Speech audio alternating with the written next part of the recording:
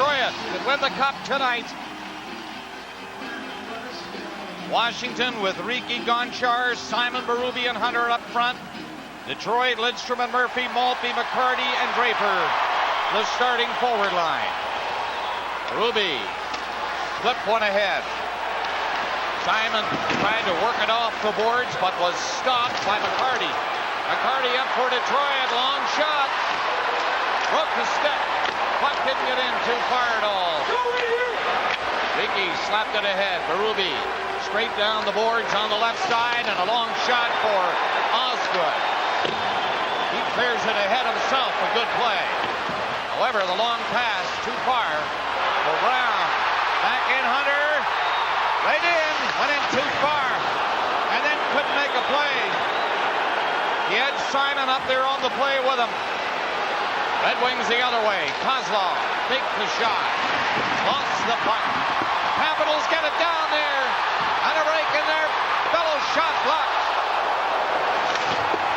High shot. Osgood took it away. Juneau lost the chance. Turning back. Gonchar leaves it at the line. Capitals look pretty good in the first 2 minutes of this game. They come out fighting. Town dropped it back and got it again. Larionov had to poke it out. Got it to the line. Not cleared. Capitals very aggressive in the early going. And Detroit know that. They get the heat off by shooting it high and out of the zone. Here's Johansson from center. Shot to the boards in the corner, and the Red Wings are on it first. Cleared back down the ice. Johansson turns again. Boy, the crowd really into it early. Down comes Dednick. His shot to the corner. Capitals in to pick it up. Dednick was over in front of the net, but covered. Good hit. In on the boards by Cleve. Capitals near centers. Dednick lifts a high one in for Bondra. He's slow getting to it. The Red Wings pick it up, and McCarty takes the pass. Fired it down to center ice. Yzerman turned it back. Holmstrom coming in on goal. Forced to go to the corner. He centered it. The Red Wings, Draper in there with great speed. It's centered. And the Capitals cover up. Nearing 3 minutes of play, and it's a great start. Tempo-wise, centering pass. Troy coming close here.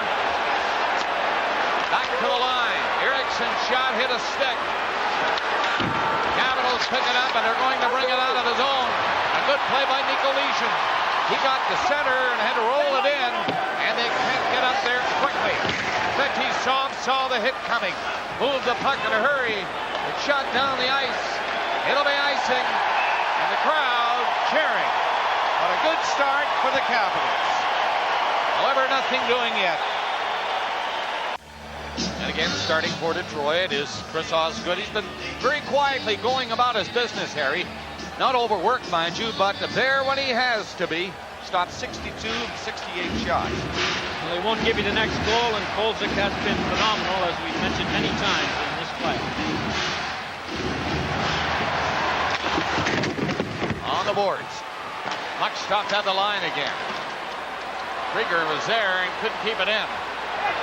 Kozlov going up there for Detroit. Takes a little hit. Got the puck over in front though. McCown slapped it into him. It hit Kozlov's stick, bounced away around the net. Capitals trying to come out. Up the center, Tikkanen. Long shot, glove. Osgood cleared it himself. It's back inside the Capitals line. No score, nearing 4 minutes of play in the first period in Game 4. Red Wings can end it tonight.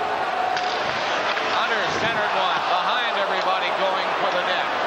And the Red Wings started back up the ice. Shanahan takes it to the line. Comes back for the shot. Got a good little shot away. Kolzig got a little piece of it. It's still in there. Chance for Red Wings. Fetisov nailed. In on the boards. Osgood is out again. Cleared it up to center ice. They can't get shot. At the line, Johansson poked it in behind the goal. Berube comes in to help. They'll get a face-off. Berube is pushed off the puck. And he comes right back, swinging.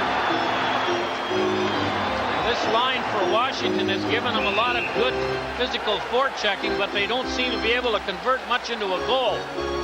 Detroit is outscoring in this series Washington 4-1 in first periods, outshooting them 37-15 in first period. In the second and third period, the Capitals have a 6-5 advantage in goals. This is the heavy-duty forechecking line as Hunter is grabbed, gone to the ice, and Berube gives Lapointe a little comb in the back of the helmet just to make sure he's ready to play. Scotty Bowman is now getting a warning, I'm sure, from McCreary. These scrums, I'm not going to put up with them. McCreary's now going over to Ron Wilson, and here's what they tell him, Bob. I don't know what's going to happen, but if you don't tell your players to stop shoving and pushing after the whistle, I'm going to decide one player gets a penalty. It may be your team, it may not be. Bill McCreary, you saw the referee in the game. Gord Brossinger and Kevin Collins are the two linesmen. 4:36 gone in the first period. And Osgood playing the puck a lot in the early going of this first period. Red Wings have to shoot it down the ice. They wave off icing. Kolzig knows it, so he's out to play it. Capitals. Oates near center. Couldn't handle a pass, but he nearly stole it in there. He's offside. He got in ahead of the puck, and when he did pick it up, it's called. Well, the Capitals have a huge assignment, as many people have mentioned already. They know the game starts at 8:08, not 9 o'clock like it has in the first periods of other games. Desperation, perspiration, and inspiration. They need all three of those.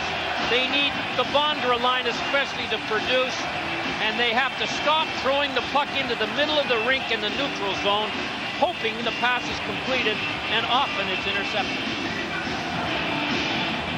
Adam Oates has Bellows and Juneau. They win the draw. Doherty slipped the pass back. Rifled in wide of the net. Red Wings cleared. Eiserman's pass stopped. Bellows backhands it ahead. Juneau missed a chance to move. Doherty, to his defense partner. Out to Bellows, and he's offside across center ice. Well, for the Red Wings, this game's not nearly so critical, obviously. However, I'm sure they'd like to finish it all off. Why wait any longer? They need to perform their surgery early like they have all through the playoffs, especially this series. They're having trouble not being outworked here early in this game. Keep getting some traffic in front of Kolzig, and the power play. A couple of power play goals really helped the Wings tonight. They've yet to beat Kolzig in this series with a man advantage. Washington has never been ahead, I don't think, of Detroit. And the shots on goal early in the game. They're up now 3-1. That's not a lot, but they've carried the play to the Red Wings. No score. Detroit on the puck in there. Shot in wide of the goal. Maltby tries to center it. Decides to put it behind the net again. Red Wings. Koser can't get the puck out. Now he loses it. It comes out anyway. Maltby shot kicked out. Another shot by Koser.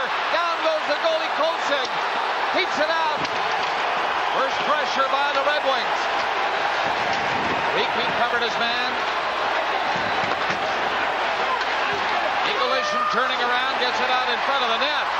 They do not clear it. Murphy coming in, shoots. Put it up high over the crossbar. Maltby on it. Draper takes it on his skates. He can't center it. And the Capitals suddenly find themselves with the Red Wings surrounding them inside their own line. It's shot in again. Brown fired it in this time. And the Red Wings are first in there on it. However, a pass is intercepted in front of the net, and the Caps do not have many choices. They have to shoot it away for icing. They should have done this long ago. Phil Housley, you can see, wearing a big football-type mask. His upper lip badly swollen. He did not practice the other day because of an inner ear infection, and I'm not sure this is the reason for it. But after a long siege of Panic City, the Capitals finally got hold of the puck. They looked like they were out, and a little slow backhand pass by Housley never got out, and Larry Murphy had a great chance to put the Red Wings ahead. After you've been in trouble in your own end, slow backhand passes are no-nos. Especially back across the ice through the middle. That one nearly backfired as Murphy walked in. Fedorov to the corner. Tikkanen trying to stop him. He gets it out front. Shot is blocked. Kozlov again. Knocked down this time. The Red Wings continue to hound the Capitals inside the line with great forechecking. Centering pass now is picked off and sent away down the ice. No icing this time. So Osgood plays it ahead. Capitals bring it back in. Here's Miller trying to go in. He stopped. Around the net, Fetisov coming away for the Red Wings, didn't get out. Another shot is deflected and just wide. Penalty coming up. The Red Wings are going to be penalized as the Capitals are pouring it on again.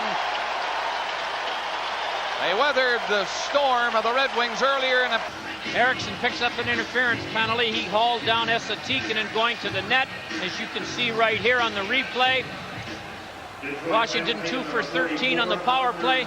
They were in their own end for a long spell for the second time this period. They did a much better job here at the defensive zone coverage. Stay with your man after you've chosen your man and don't cheat. And they win the face-off and get on the puck inside the line.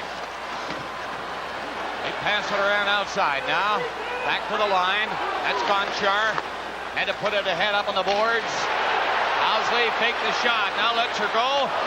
That didn't reach the net. It was blocked in front of Osgood. Red Wings clear it to the line. Not out. Gonchar dropped it again. But this time it does get out and down the ice. Right to Kolzig. Housley turning behind the big goaltender. Here he comes. Down the wing. It's shot it by Gonchar. Red Wings with Town back. Can't pick it up. It's centered. Bellows tried to jam it in from the short side. He had a man open in front of the net. And the Red Wings clear the zone. Housley back. Takes it from the goaltender again. And strides up to the line. Hands it off to Oates. He gets the zone all right. Skated by the puck. Rouse couldn't clear it. Oates getting ready. Coming in. Stop. Osgood stopped him on the short side, and again, there was a man in front of the net.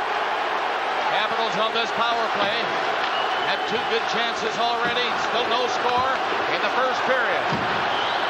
Housley will come back. He's the quarterback on the power play, which has 28 seconds left. And they're flying in now. Over the line. Bondra doesn't get a shot. Maltby will clear it out. One-on-one. Draper comes up, has to turn back on Johansson, but he kills precious time. Capitals in the center ice zone. Now Bondra brings it over the line. Nikolic with him. Play call. And a penalty against Washington now as they go in there, and an interference call has been made. Well, that was when a good chance looked like it was going to develop. Peter Bondra gets the penalty. I could not believe the quote I read by Peter Bondra in the Washington papers. I'm not into my top game yet. Somehow, every game, I just can't get into it. There it is right there as he knocked Lidstrom down. I just can't get into it in the Stanley Cup playoffs, Bob. That tells you one reason why it's Detroit 3, Washington nothing. When the 52-goal scorer can't just get into it in the finals. How do you explain that? I can't just explain it. Oates came off the short side, tried to score. Osborne shut the door. Now, Detroit has the man advantage. Eriksson penalty over. Here he is on the puck in his own zone. Gets it out. Detroit 0 for 5 in Game 3 on the power play. 0 for 12 in the series. Up they come. No score. Larionov leaves it. Murphy chopped at it. Larionov again. Back to Murphy. Long shot. Deflected and wide. But it didn't miss by much. Tikkanen barely gets it out over the line. 40 seconds gone in the minor penalty. Detroit up. Larionov lost lost it inside the line. Shanahan nearly picked it up again, but it's cleared. Adam Oates is in there watching the goaltender. Osgood move it up on the boards. Murphy to center. Gets in over the line. Backs off again. He was about to get across the line. He's wasting a lot of time in the center ice area. Feeding it ahead. Detroit on it. This is Fedorov. Pass. A good one. Score! Brown took the beautiful pass. And it's a power play goal for Detroit. 1-0. And it's a huge goal for Detroit, and a desperate situation continues for Washington. Washington has played the best 10 minutes they've played in any first period of this series, and here's what happens. On the power play, Detroit scores their first goal in 13 attempts with the man advantage. A great pass by Fedorov to Brown. Brown coming in on the wrong wing, lets it go. Kolzig complaining there was a guy in the crease. Holmstrom, who's lived in front, is not in the crease and doesn't interfere in any way with the goal. 1-0 Wings. So Detroit finally get on the board on the power play. And they get the first goal of the hockey game. Draper's nailed at the line trying to go in. Fetisov back in his own zone, got it over on this side. Eriksson lifting one to center ice. Maltby's shot is blocked by Kolzig, and he hangs on to it. Brown has given Detroit a 1-0 lead from Fedorov and Murphy. And the time was 10:30. Power play goal. The bad news for Washington, Calle Johansson picks up a roughing penalty here, and Detroit has already scored on a power play. But Brown prolongs his point streak to 4 games with that goal, 2 goals, 2 assists. What a nice addition he's been, coming back off an injury early in the playoffs. So the Capitals will have to fight this one off if they can. Long shot by Lidstrom, big rebound, it'll be cleared. Barely. Just got it out to center ice. Krieger was up there looking for it, but it's Detroit getting ready to come in again. Yzerman, 2 big moves, trying to set up Fedorov. Fedorov with the puck, he falls on it. And they get a whistle. Take long to stop the play when Fedorov did go down. Tempers flaring a little bit here. We haven't seen that in this series yet. Well, Washington's got to play aggressively, but they can't take penalties. They took 3 in the first 10 minutes in game 3, and here they've had 2 in the first 11 minutes of this game. And they're not out of the one with Johansson in the box for another 1 minute, 32 seconds. Even if you kill the penalty off, it hurts the momentum they had going for them. Kolzig still upset. He had a chat with Bill McCreary about the goal. He thought that Holmstrom was interfering with him, but no dice. All right, here we go to the right of Kolzig. 1-0 Detroit. Early lead in the game again. They win the draw. Murphy sliding it back. Lidstrom played it ahead. Right in front of Fedorov. Coming on the net. Around the goal. Centered it. And it's shot down the ice. Red Wings back. Nicholas Lidstrom to the line now, through center. Ripped in there by Kozlov. That's broken up, and a breakdown on the right side to Galicia. And Bondra, correction, took the weak shot. You know, he's the one guy on this team, you mentioned something about Bondra earlier, who must get going, absolutely has to get going. Well, when you score 52 goals a year and then you go blank in the playoffs the way he has, it really hurts your team. And here's what Kolzig's complaining about. Or this is the last play, where the wraparound attempt by Fedorov never worked. But Holmstrom, along with Lapointe, Koser, Maltby, all love to hang out in the crease, and only the goalie knows him very well by now. Penalty time, 1 minute. Puck is out. So the Red Wings will come back. Try to get it going again. The goal scorer, Brown, with the puck this time and carrying it out to center ice. Trying to put it in there for LaPointe. Just missed him with a pass. Shanahan takes it on the boards. Slides it back to the line. Petit rolled it in there again. Center, Shanahan covered. Here's a shot that's blocked. Shanahan was there and is poked away by Juneau. Yesterday at practice, Bob, Detroit spent most of their practice working on the power play. One unit at one end and one at the other, and they'll already have one power play goal to show for it. To make it 1-0 Red Wings, and only 18 seconds left in this penalty, and Juneau will send the Red Wings back one more time. He gets a little help at center, now gets it in with a shot. Picked it up, let her fly quickly. Osgood, good glove save. Center to Oates. Oates, another chance. And it was poked away by Petit before he could shoot him. The penalty is over. So they've killed this one off. Detroit scored on their first power play. Brown got the goal, and it's 1-0. Big hit inside the line as they try to bring it out. Here's Scott Russell.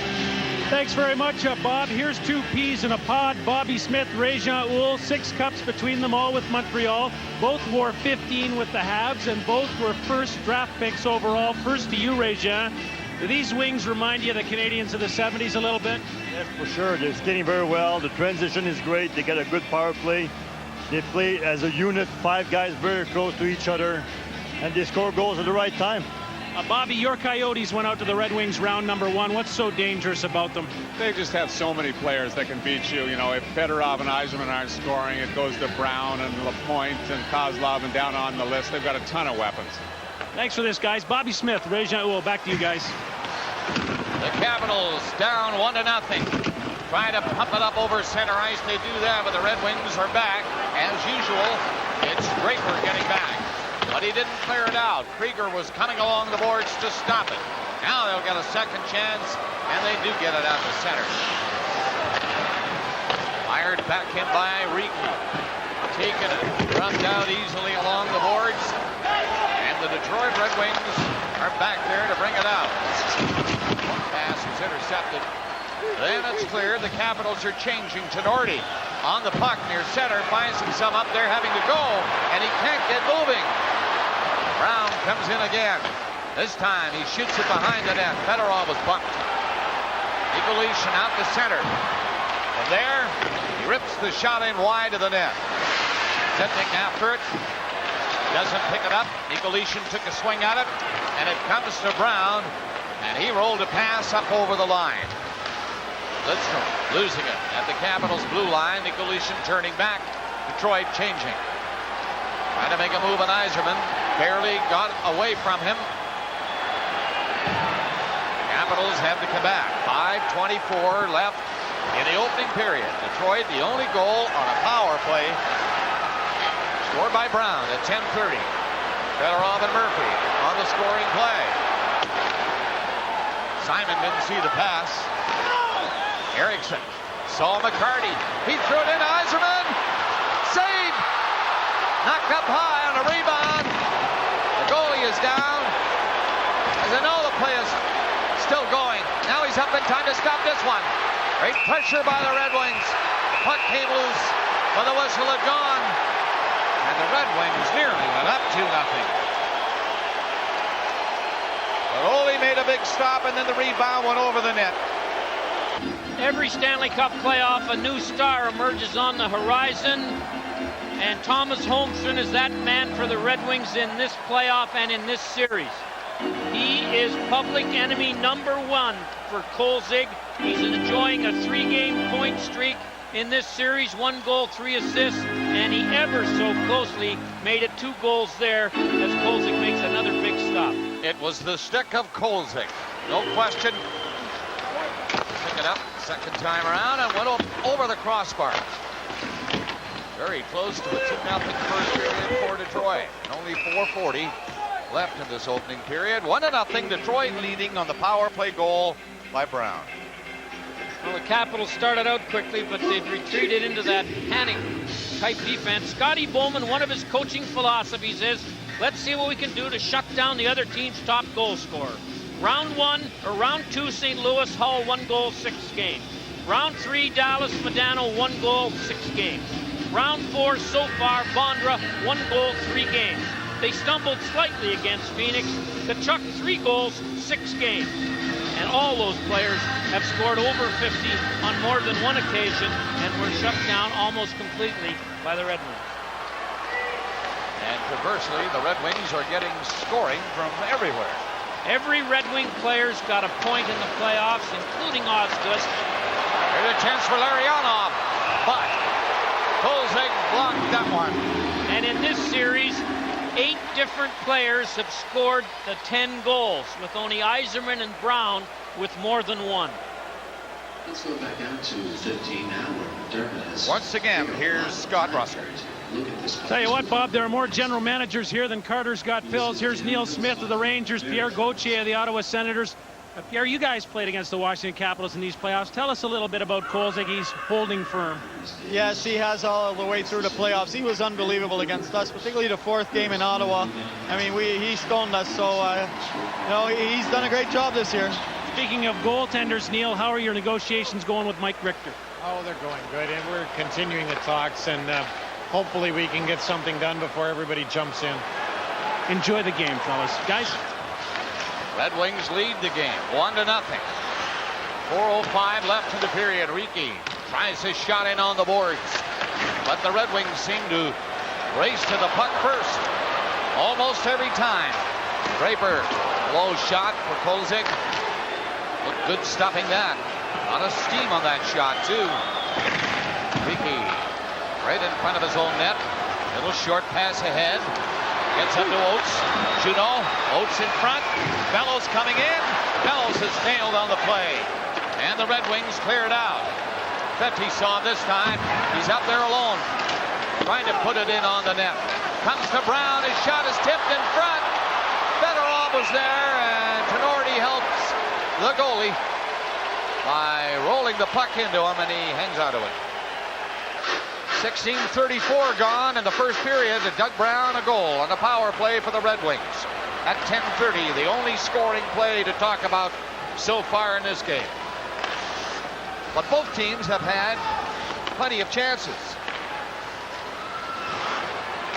Red Wings trying to get back. Kozlov was back, chopped it, and it bounces out to center ice. 13-5 are the shots. 9-3 are the chances. Detroit getting about 7 in the last 5 minutes. Detroit on top in the shot department, of course. Cleared in where Johansson failed to pick it up on the boards, but he got some help. Tikkanen did get it out, and it's down inside the Red Wing line. Murphy takes the pass. Bounced away from him and ahead to Holmstrom. He rattles it in on the boards. There goes Yzerman. Yzerman overskates it. And the Capitals shoot it away. It gets down there, doesn't hit the line, and around the net. 2:24 left in the period. Gonchar up to the line. Little backhander in on the boards. But once again, the Red Wings beat the Capitals to the puck. Yzerman striding in. He'll get there ahead of Gonchar. And pass. Stops this play. 2:05 left. Well, as we all know, there's only been one team in the finals come back from down 3-0 and win the Stanley Cup. The Toronto Maple Leafs did it over the Red Wings in 1942 and 1975. The Islanders got down 3-0 to Pittsburgh, and Dave Lewis was a member of that Islander team who came back and won 4 straight to defeat the Penguins. And Dave Lewis now an assistant coach with the Red Wings. And he and Barry Smith, I can't understand why teams are not chasing these two guys to be head coaches. They've worked for the best coach in the history of the game. Bowman gives them all kinds of responsibilities, and they yet to have had an opportunity to coach their own team in this league. Overdue, I would say. The point racing in front of him is Johansson. Hednick was bumped from behind and knocked down. Nicolishin reaching forward at center. It's the Red Wings on the puck again. The point, tossed it in. Shanahan can't find room to skate in for it. Rouse up to the point, through the middle. Larionov and Shanahan. And again, Nikolicev was back. And he steals it. Minute and a half left in the period. Up near center.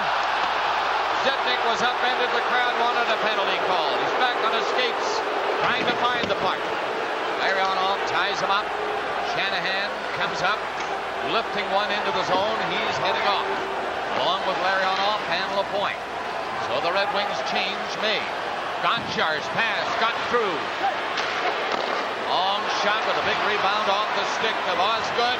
3 Red Wings skate the center. Kozlov stop. Brown on it. He backhands it in. Fedorov behind the net. Tied up by Gonchar. We're in the final minute of the first period. 1-0 Detroit on a power play goal at 10:30 by Brown. Ruby had to toss it behind his own net for Gonchar. They get it out. The Red Wings have it again. Murphy on the boards to Brown. His pass stopped. Ricky shoots it in. And only 27 seconds left in the period with Murphy again. Taking his time and coming out in front of Osgood. Detroit going out the clock. They're on Murphy here now. Whoop, whoop, whoop. Yes. I think he likes to hear it. He's had the puck more tonight than any other games in the series. And this started way back here when he played for the Capitals. Krieger. No backhander from him. McCown kept him outside. And the horn goes to end the first period here in Washington. The only goal scored by Doug Brown from Fedorov and Murphy. At 10:30, it came on a Detroit power play. Since that goal, the Red Wings have outshot the Caps 10-1 and outchanced them 7-0. Shots in the period, Detroit 14, Washington 6. Don Cherry is standing by for the coach's corner. After one period in Game 4, the Red Wings lead it 1-0. 14-6 for the shots in the first period for Detroit. Second starts with Washington bringing the puck in. Hunter had it poked off his stick and it goes back down the ice, and Tenorti is coming back for it. And after hurry with McCarty coming in there quickly. McCarty trying to tie him up from behind. He couldn't get the puck out. Through center. Again the Red Wings knock it away. Hunter takes it again and lifts it in. Capitals trying to change. Hunter's on the boards. He's in deep. Simon was bumped off the puck by Maltby. And the Detroit Red Wings can't get it out. Simon shoots. Saved by Osgood. Low shot. Stick save. Red Wings move it up. Murphy's long shot off the blocker of Kolzig. And the play called. Well, Kolzig has held this Washington team in the playoffs. He was highly responsible for the first 3 rounds they won, and he's been the only reason in this series that the Washington Capitals have been close in most games, and this one is no exception. He had all kinds of opportunities he snuffed from Detroit in that first period. 9-3 were the chances in favor of the Red Wings. 13-5 were the shots. Kozlov got it back. And Kolzig again makes a glove save, and once more he holds it. No question, if Washington is to do something, it'll be because of the play of only their goalie. Well, he's Scotty Bowman's been in the finals 8 times. There have been sweeps. 4 he won, 4 he lost. And he may make it 5 wins if they can hang on to this lead tonight. Lead pass to Fedorov. It comes off Kolzig, and Fedorov was carried in on the boards behind the net. There he is. Takes it in the corner, but the play is offside back at the line. Well, that's Scotty doesn't believe. Here's a little summary of the sweeps. His first 3 years coaching in the league, his team was swept 4 straight. And in 76, Philadelphia, Boston, Pittsburgh were wins. And then we all remember the New Jersey sweep and last year's. This has been 4 possibly 4 straight sweeps. Let's get rid of that broom. Juno. Puck up to the middle. Comes right in for Osgood to steer it away. Eriksson, Sednik on him. Eriksson waited too long, couldn't get it out then. Petty saw him, he fails to get it out. Now they clear it. Gonchar feeding it back. Gets it again. Gonchar through center. Good stick handling move to get it up over the line. He heads to the net, down to the corner. Fetisov is there with him. And he moved it up for LaPointe. Gonchar stopped him. Juno for Zednik. He overskates it. Here's Larionov coming in for the Detroit Red Wings. The shot is away wide of the net. And the Capitals get the puck up. Oates shot it down. Red Wings pound it back in. Larionov coming in. He won't shoot from that angle. He waits along the boards. LaPointe shot, scores! Beautiful play by Larionov. And it's 2-0 Detroit. Well, Martin LaPointe one-time the pass from Larionov from about 45 feet out and beat Kolzig cleanly. Vladimir Konstantinov looks on as his team is up now 2-0. Larionov, the stop and turn play. Now, if anybody's going to find a guy to clear, it's going to be this guy. And there's the shot from 50 feet out. Kolzig has missed very few in the playoffs, but he missed this one. You got to stop shots from here when there's nobody in front of you. One-timers are more difficult, but 55 feet out. Trouble behind the Detroit bench. They're complaining about a fan who must have leaned over when that goal was scored or just after and bothered the players and or the coaching staff or trainer. Giving up the first goal is something of a deterrent against Detroit. Now they've given up the first 2. The Capitals are down 2-0 to the Detroit Red Wings. LaPointe at 2:26 of the second period on the neat setup by Larionov. Assistant by number 8, Igor Larionov. And assistant by number 3, Bob Rouse. Rouse also gets an assist on that goal by LaPointe. Red Wings trying to come in again. His eyes are bent. Poking at it was the goalie, Kolzig. And he cleared it away from the Detroit captain. Capitals move up. Bondra chops it on the boards and in deep. It's centered, but the Red Wings always covering. Yzerman saw Holmstrom. He's in. Stopped though by Kolzig. Very big save by Kolzig. On Holmstrom or the puck, or both. What a pass by Steve Yzerman to put young Holmstrom in the clear, but he couldn't get the puck by Kolzig. It is 14-6 for the shots in the first period for Detroit. Second starts with Washington bringing the puck in. Hunter had it poked off his stick and it goes back down the ice, and Tenorti is coming back for it. He'll have to hurry with McCarty coming in there quickly. McCarty trying to tie him up from behind. He couldn't get the puck out. Through center. Again, the Red Wings knock it away. Hunter takes it again and lifts it in. Capitals trying to change. Hunter's on the boards. He's in deep.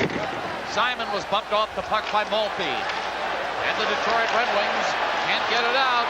Simon shoots. Saved by Osgood. Low shot. Pick save. Red Wings move it up. Murphy's long shot off the blocker of Kolzig. And the play called. Well, Kolzig has held this Washington team in the playoffs. He was highly responsible for the first 3 rounds they won, and he's been the only reason in this series that the Washington Capitals have been close in most games, and this one is no exception. He had all kinds of opportunities he snuffed from Detroit in that first period. 9-3 were the chances in favor of the Red Wings. 13-5 were the shots. Kozlov got it back. Kolzig again makes a glove save, and once more he holds it. Well, question if Washington is to do something, it'll be because of the play of only the goalie. Well, Scotty Bowman's been in the finals 8 times. There have been sweeps. 4 he won, 4 he lost. And he may make it 5 wins if they can hang on to this lead tonight. Lead pass to Fedorov. It comes off Kolzig, and Fedorov was carried in on the boards behind the net. There he is. Takes it in the corner, but the play is offside back at the line. Well, let's Scotty doesn't believe. Here's a little summary of the sweeps. His first 3 years coaching in the league, his team was swept 4 straight. And in 76, Philadelphia, Boston, Pittsburgh were wins. And then we all remember the New Jersey sweep and last year's. This has been possibly 4 straight sweeps. Let's get rid of that broom. Juno. Puck up through the middle. Comes right in for Osgood to steer it away. Eriksson, Stepnick on him. Eriksson waited too long, couldn't get it out then. Petty saw it, he fails to get it out. Now they clear it. Gonchar feeding it back. Gets it again. Gonchar through center. Good stick handling move to get it up over the line. He heads to the net, now to the corner. Fetisov is there with him. And he moved it up for LaPointe. Gonchar stopped him. Juno for Zednik. He overskates it. Here's Larionov coming in for the Detroit Red Wings. The shot is away wide of the net. And the Capitals get the puck up. Oates shot it down. Red Wings pound it back in. Larionov coming in. He won't shoot from that angle. He waits along the boards. LaPointe shot, scores! Beautiful play by Larionov. And it's 2-0 Detroit. Well, Martin LaPointe one-time the pass from Larionov from about 45 feet out and beat Kolzig cleanly. Vladimir Konstantinov looks on as his team is up now 2-0. Larionov, the stop and turn play. Now, if anybody's going to find a guy in the clear, it's going to be this guy. And there's the shot from 50 feet out. Kolzig has missed very few in the playoffs, but he missed this one. You got to stop shots from here when there's nobody in front of you. One-timers are more difficult, but 55 feet out. Trouble behind the Detroit bench. They're complaining about a fan who must have leaned over when that goal was scored or just after and bothered the players and or the coaching staff or trainer. Giving up the first goal is something of a deterrent against Detroit. Now they've given up the first 2. The Capitals are down 2-0 to the Detroit Red Wings. LaPointe at 2:26 of the second period on the neat setup by Larionov. Assistant number 8, Igor Larionov. And assistant number 3, Bob Rouse. Rouse also gets an assist on that goal by LaPointe. Red Wings trying to come in again. His eyes are bent. Poking at it was the goalie, Kolzig. And he cleared it away from the Detroit captain. Capitals move up. Bondra chops it on the boards and in deep. It's centered, but the Red Wings always covering. Yzerman saw Holmstrom. He's in. Stopped goal by Kolzig. Very big save by Kolzig. On Holmstrom or the puck, or both. What a pass by Steve Yzerman to put young Holmstrom in the clear, but he couldn't get the puck by Kolzig. It is 2-0. This is our river. Mud bugs, wet clothes.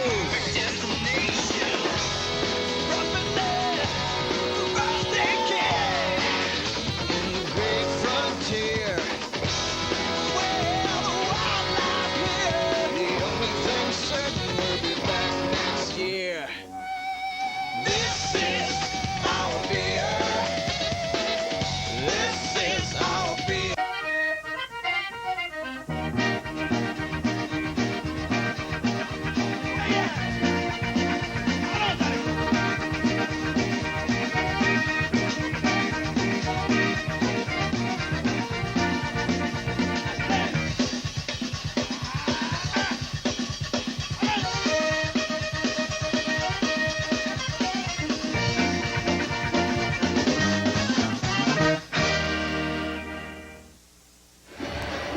Holmstrom nearly made it 3-0, taking a lovely pass from Captain Steve Yzerman, walking alone. Here's Yzerman, makes the pass. Holmstrom's in the clear. Here's his move, and you can see the puck was stopped by Kolzig just before Holmstrom slid into him. Detroit 2, Washington no score. Second period coming up to 4 minutes of play.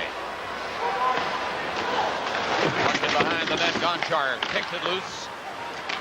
Beating it up on the boards, but the Capitals are going to be called for icing as they do not control it, but shoot it down the ice. Maltby back to touch it first. Well, Martin Lapointe, one of those big, tough wingers that the Detroit Red Wings seem to have plenty of.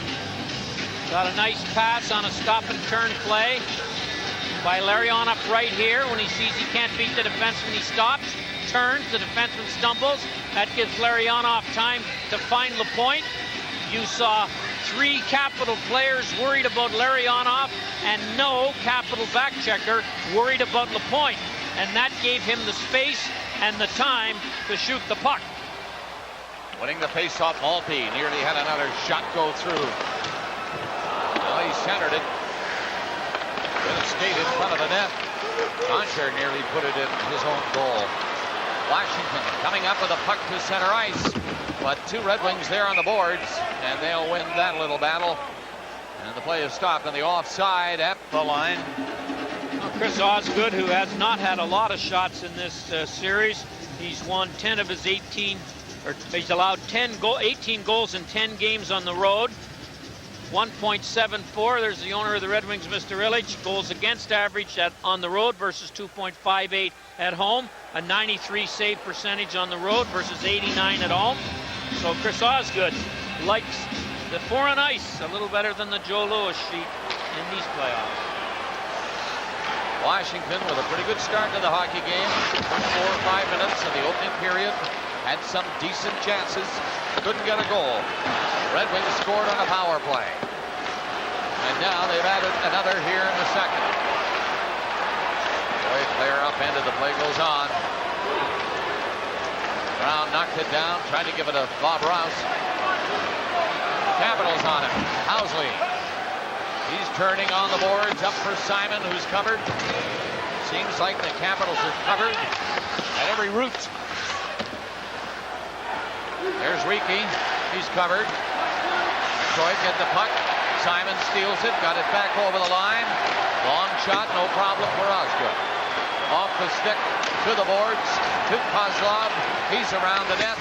He plays it on the boards. It does not get out. And he'll get another chance. Poked by him, though, by Holmstrom down the ice. Fedorov took a swing at it and missed it. Osgood knocked one away. Juneau can't center it. Covered. Johansson on his knees. Hurt. Slow. Trying to get off. He's still down. But the Red Wings keep coming. Shanahan can't get a shot through. Johansson barely making it to the bench. The play continues. Shanahan again. Centered it. Nobody on it. Murphy's shot. Not much on that. Shanahan in there after it for Detroit. It'll come back near the line, and the Capitals get it out. That's all. It's to the Red Wings. Murphy. He shoots it down the ice. Hoping to hit somebody with the pass, but they were changing after the Detroit bench, and the player going off couldn't touch it. Let's go! Let's go! Let's go! At National Tilden, we believe that when it comes to renting a car, there's really only one place to go. Because at most major airports in Canada, National Tilden gets you in your car and on the road fast. So what are you waiting for? Let's go. National Tilden. Let's go! That's Johansson on the bench. You can see he's in pain. Here's what happened to him. He went into the open door. Shanahan gave him a little shove. He's the top plus-minus player in the playoffs for Washington and has been their most effective defense. Juneau skates through center ice. Gets up to the Detroit line and backhands it in on the net. And it's lifted over the glass by Murphy. You know, only one coach who has led his team to finals in the last 3 years is still with the same team. That's Scotty Bowman. Terry Murray, Lemaire, McLean, and Crawford are all gone. In fact, there are only 3 current coaches with the same team for 3 consecutive years in the NHL. Bowman, Robinson, and Lowe. The sad commentary, Bob, on the profession when winning no longer ensures employment in the National Hockey League for coaches. Pierre Pagé Monday became the 11th coach to be fired since the start of this 97-98 season. And he was the fella who replaced Ron Wilson, who was fired last summer from Anaheim. After doing a noble job, I would say, in Anaheim, and doing a great job here in Washington now. And up against a very, very powerful Red Wing team. Organized. Remember the playoffs last year. 4 straight. And they made it look easy. And it's never easy. But that's the way it seems with this great positional team who can skate, shoot, do it all. Let's be honest, Kolzig is the only reason that at least 2 of the 3 first games were not decisive victories by Detroit. And but he can't. I mean, when you get 4 shutouts in a playoff year, you get into a pretty good list of goaltenders. And that's what Kolzig has done for this team. They've won 3 series not scoring a lot of goals, but they can't get away with that in this one. We are in the second period. We have played 6 minutes and 14 seconds. Detroit has added to their first period 1-0 lead. LaPointe got his 9th goal of the playoffs at 2:26 from Larionov and Rouse. 2-0. Red Wings forechecking on it again. Hardy lost it though. Bondra trying to move in. No room for him. They keep him outside. And a long shot is wide on the short side. Ricky dumped it into the side of the net. Nikolishkin dropped it back. The Red Wings are there in front of the goalie. And Holmstrom backhands it all the way down the ice. And an icing call coming up against the Red Wings. Well, the Red Wings are going to play that defensive hockey now. It has got them into trouble on occasion in these playoffs when they get up 2 goals. We've seen examples of that in every series, including this one. They kind of hang on. The other team gets a goal to get back in, and the next thing you know, it's a closer game than it looks like it should have been. I think Osgood's reaction to the criticism he's received after those bad goals he's let in the playoffs has been perfect. Winston Churchill once said, "You will never get to the end of the journey if you stop and throw stones at every dog that barks." I don't know whether Churchill ever watched any hockey games, but that pretty well sums up the attitude of Chris Osgood, the goaltender for the Red Wings. I don't think he did see any hockey games. I'm a president saw us first. He'd have been a good coach, wouldn't he? Right here in Washington, I guess he would. Well, Detroit just covering every angle on Washington now. They're outside, well in on the boards. Fetisov covering, going around the net. Doherty stopped it though. It is centered. Quick shot, great save there by Osgood. That's a big save by Osgood. The Red Wings were a little complacent in their own end. The Capitals did get a chance. Back at MCI with one of the supporting cast of the Red Wings, Matthew Dandeneau of Sherbrooke, Quebec. I know your team's so strong. Do you ever get frustrated you can't get in this lineup, Matthew? Well, it's very difficult going through it now for my 3rd year, but I mean, this is just a great hockey team, and just to be part of this organization is just a tremendous thrill, and I'm just happy to be part of it. And here we are again. I'm pretty anxious, and hopefully we'll get another one tonight. Konstantinov is in the building. Does that help motivate you guys? Definitely. He's just a great guy. We miss him so much out there, and it's just nice that you can see that the depth of this team, and we're able to hopefully get another one, without him. But he's part of our hearts for sure. Thanks a lot, Matthew. You guys, Aaron Ward, yourself, and Dmitry Mironov, all the other guys have done a great job. Good luck. Thank you, guys. Another great skater with the Red Wings, and he can't break the lineup. Dandeneau. Kikkonen checked his man in the Capital zone. Miller tried to get it up over the line, skated by it, and he and Krieger are both offside when they hook it in. Tonight, Dale Hunter and Kelly Miller are playing their 100th career playoff game with the Washington Capitals. No Washington Capital has ever played 100 playoff games, so that's a nice milestone for those two NHL veterans.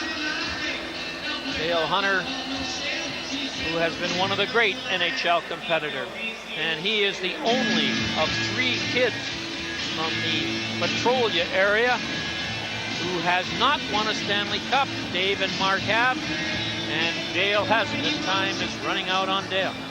Quickly, as we come up to the 8-minute mark, there's a chance. Osgood watching Juneau, they score! Well, they got one.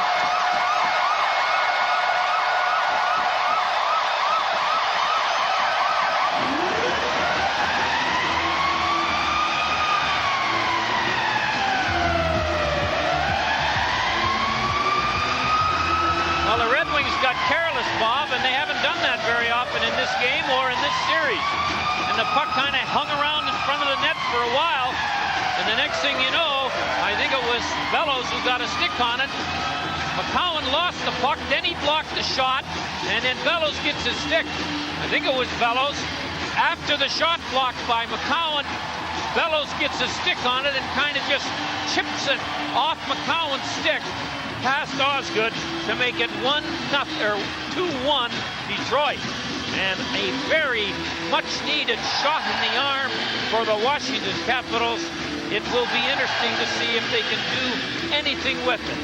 Bellows from Juneau and Oates to make it 2-1. 7:49, you'll watch Bellows on the lip of the crease. Great work by Oates and Juneau, though. Well, a garbage goal, but they count just as much as the pretty ones, and they need, the Washington Capitals need, and Brian Bellows tells you with the expression on his face, they need a lift, and maybe they've got it right now. The Bondra, or the Oates, Bellows, Juneau line has been a fairly consistent factor in the last 2 games with 6 total points. Red Wings bounce the puck in. Shanahan giving chase. That's number 6 of the playoffs for Bellows. Couldn't come at a better time for these Washington fans. They'll cheer the announcement.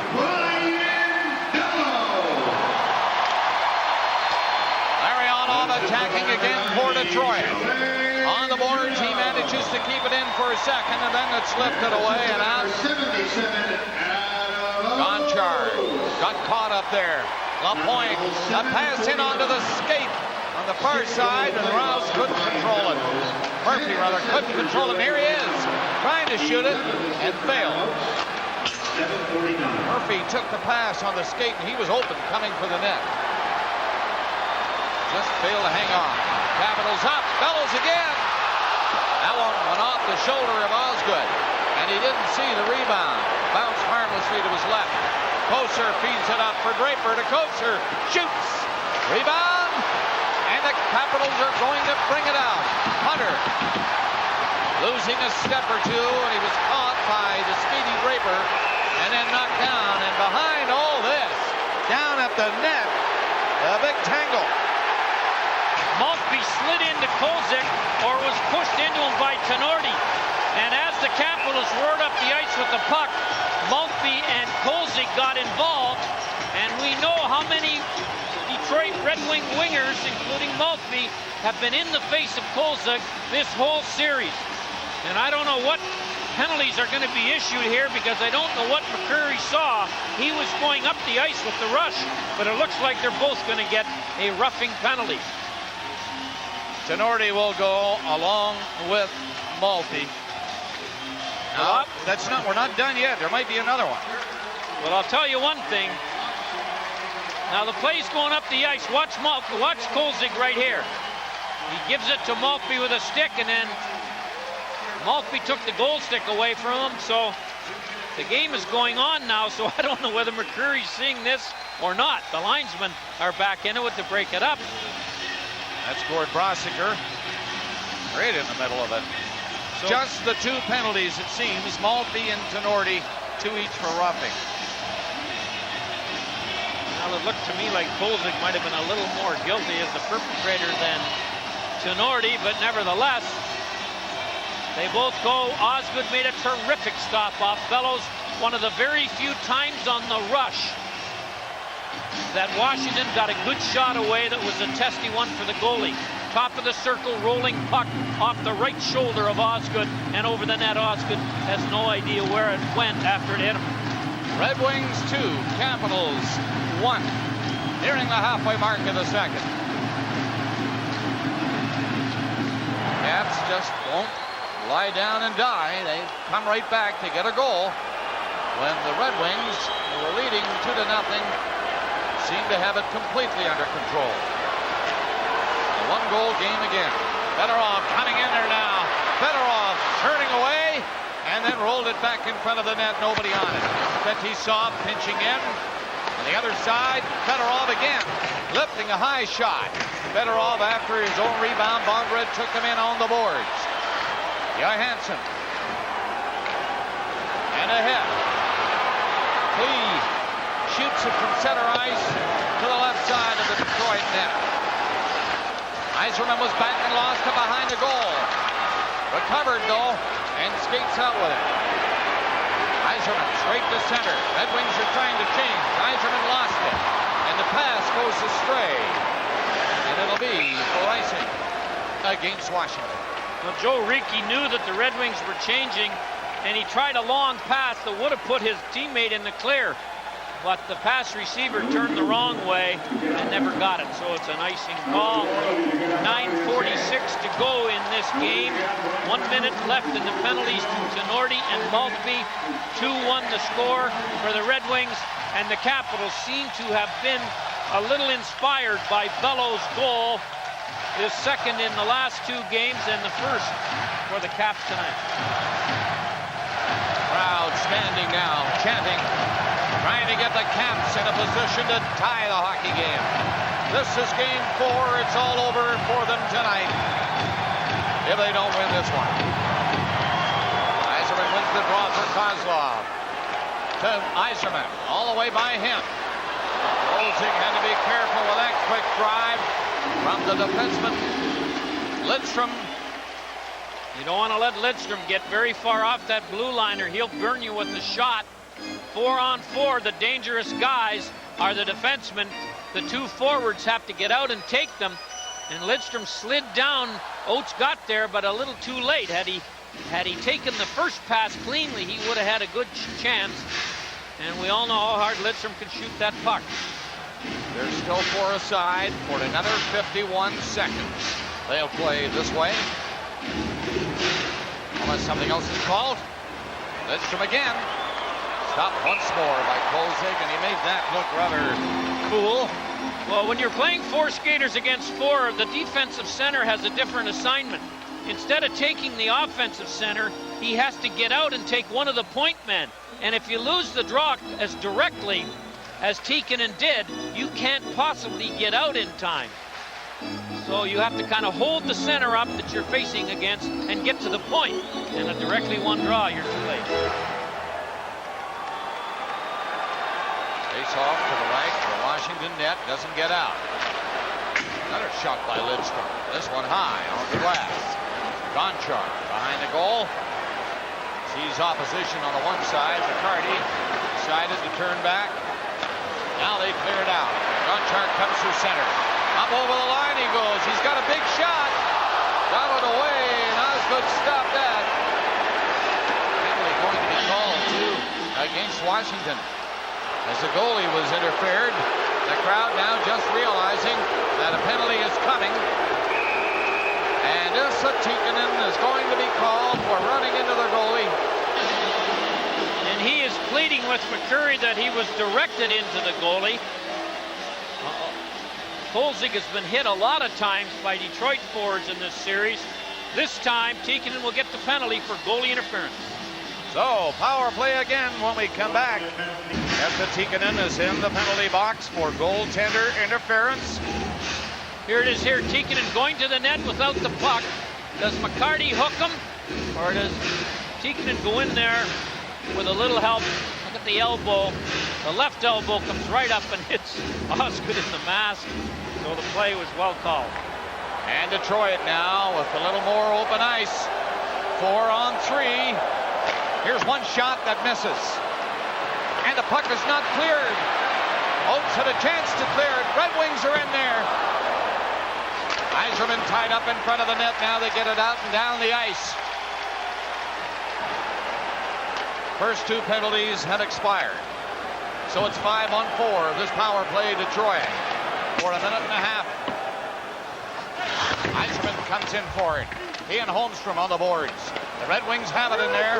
Lidstrom feeding it ahead into the corner again. Johansson stopped. Detroit on it. It's centered. Score! Larry Murphy stepped in and drilled it over Kolzig. 3-1 Detroit. Well, Larry Murphy, who really has a great sense as to when to come off the point into the slot. And his old buddy Vladimir Konstantinov watches his team go up 3-1 with 8:14 to go. This is the power play. Holmstrom gets the puck and puts it right out to Murphy, who snuck into the top of the circle. The penalty killing forward on the left side for Washington. Got in too far, Adam Oates. Couldn't get out, and a perfect shot into the upper left-hand corner on the power play makes it 3 Detroit, 1 Capitals. 11:46, the time of the goal. 2-goal lead again for the Red Wings. And they're in once more to test Kolzig. Capitals trying to get the puck out. They do. Klee takes it over center and shoots it in. Osgood was out of the net. Shanahan stopped. But the Red Wings rouse, gallops away to center ice. Put a high one in. Gonchar back out. Soft pass through center ice. Mondra. One long shot is wide. Simon takes the hit. Puck in the corner. Hunter gets it out front from the line. Simon is there. He's hauled down. And that'll bring about a penalty to Detroit. Murphy made it 3-1 from Holmstrom and Fedorov at 11:46 on a power play, their second power play goal of the game. And now a penalty against Detroit. Larionov, in a he-man effort, hauled down big Chris Simon in front of the net. And maybe it was lucky he did, because Simon did a 360. He couldn't quite get out of the spin before he went down. And watch where the puck was. If he could have come out of it alive, he'd have had the puck between the hash marks for a second.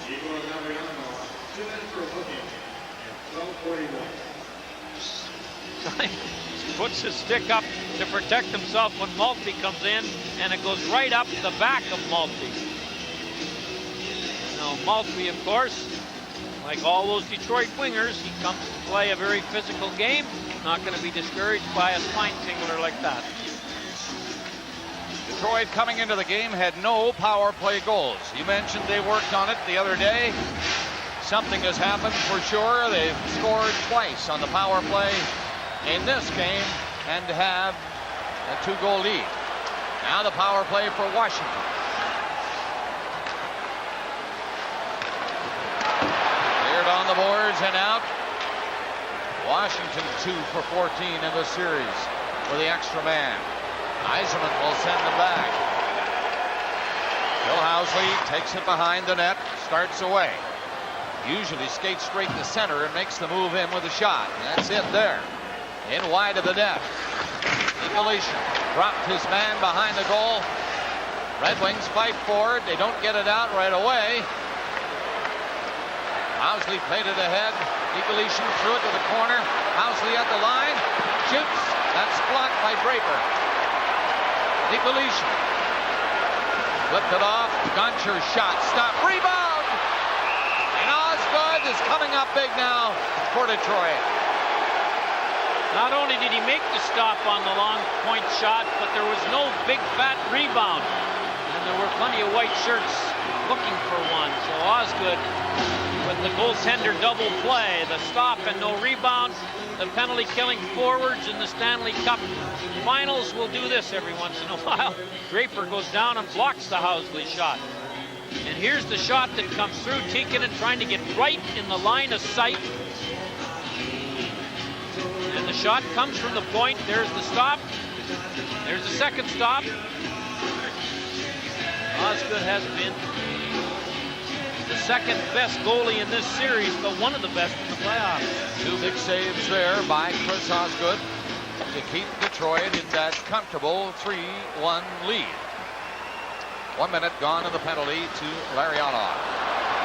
Red Wings shoot it down the ice. Gonchar and Housley are the two defensemen.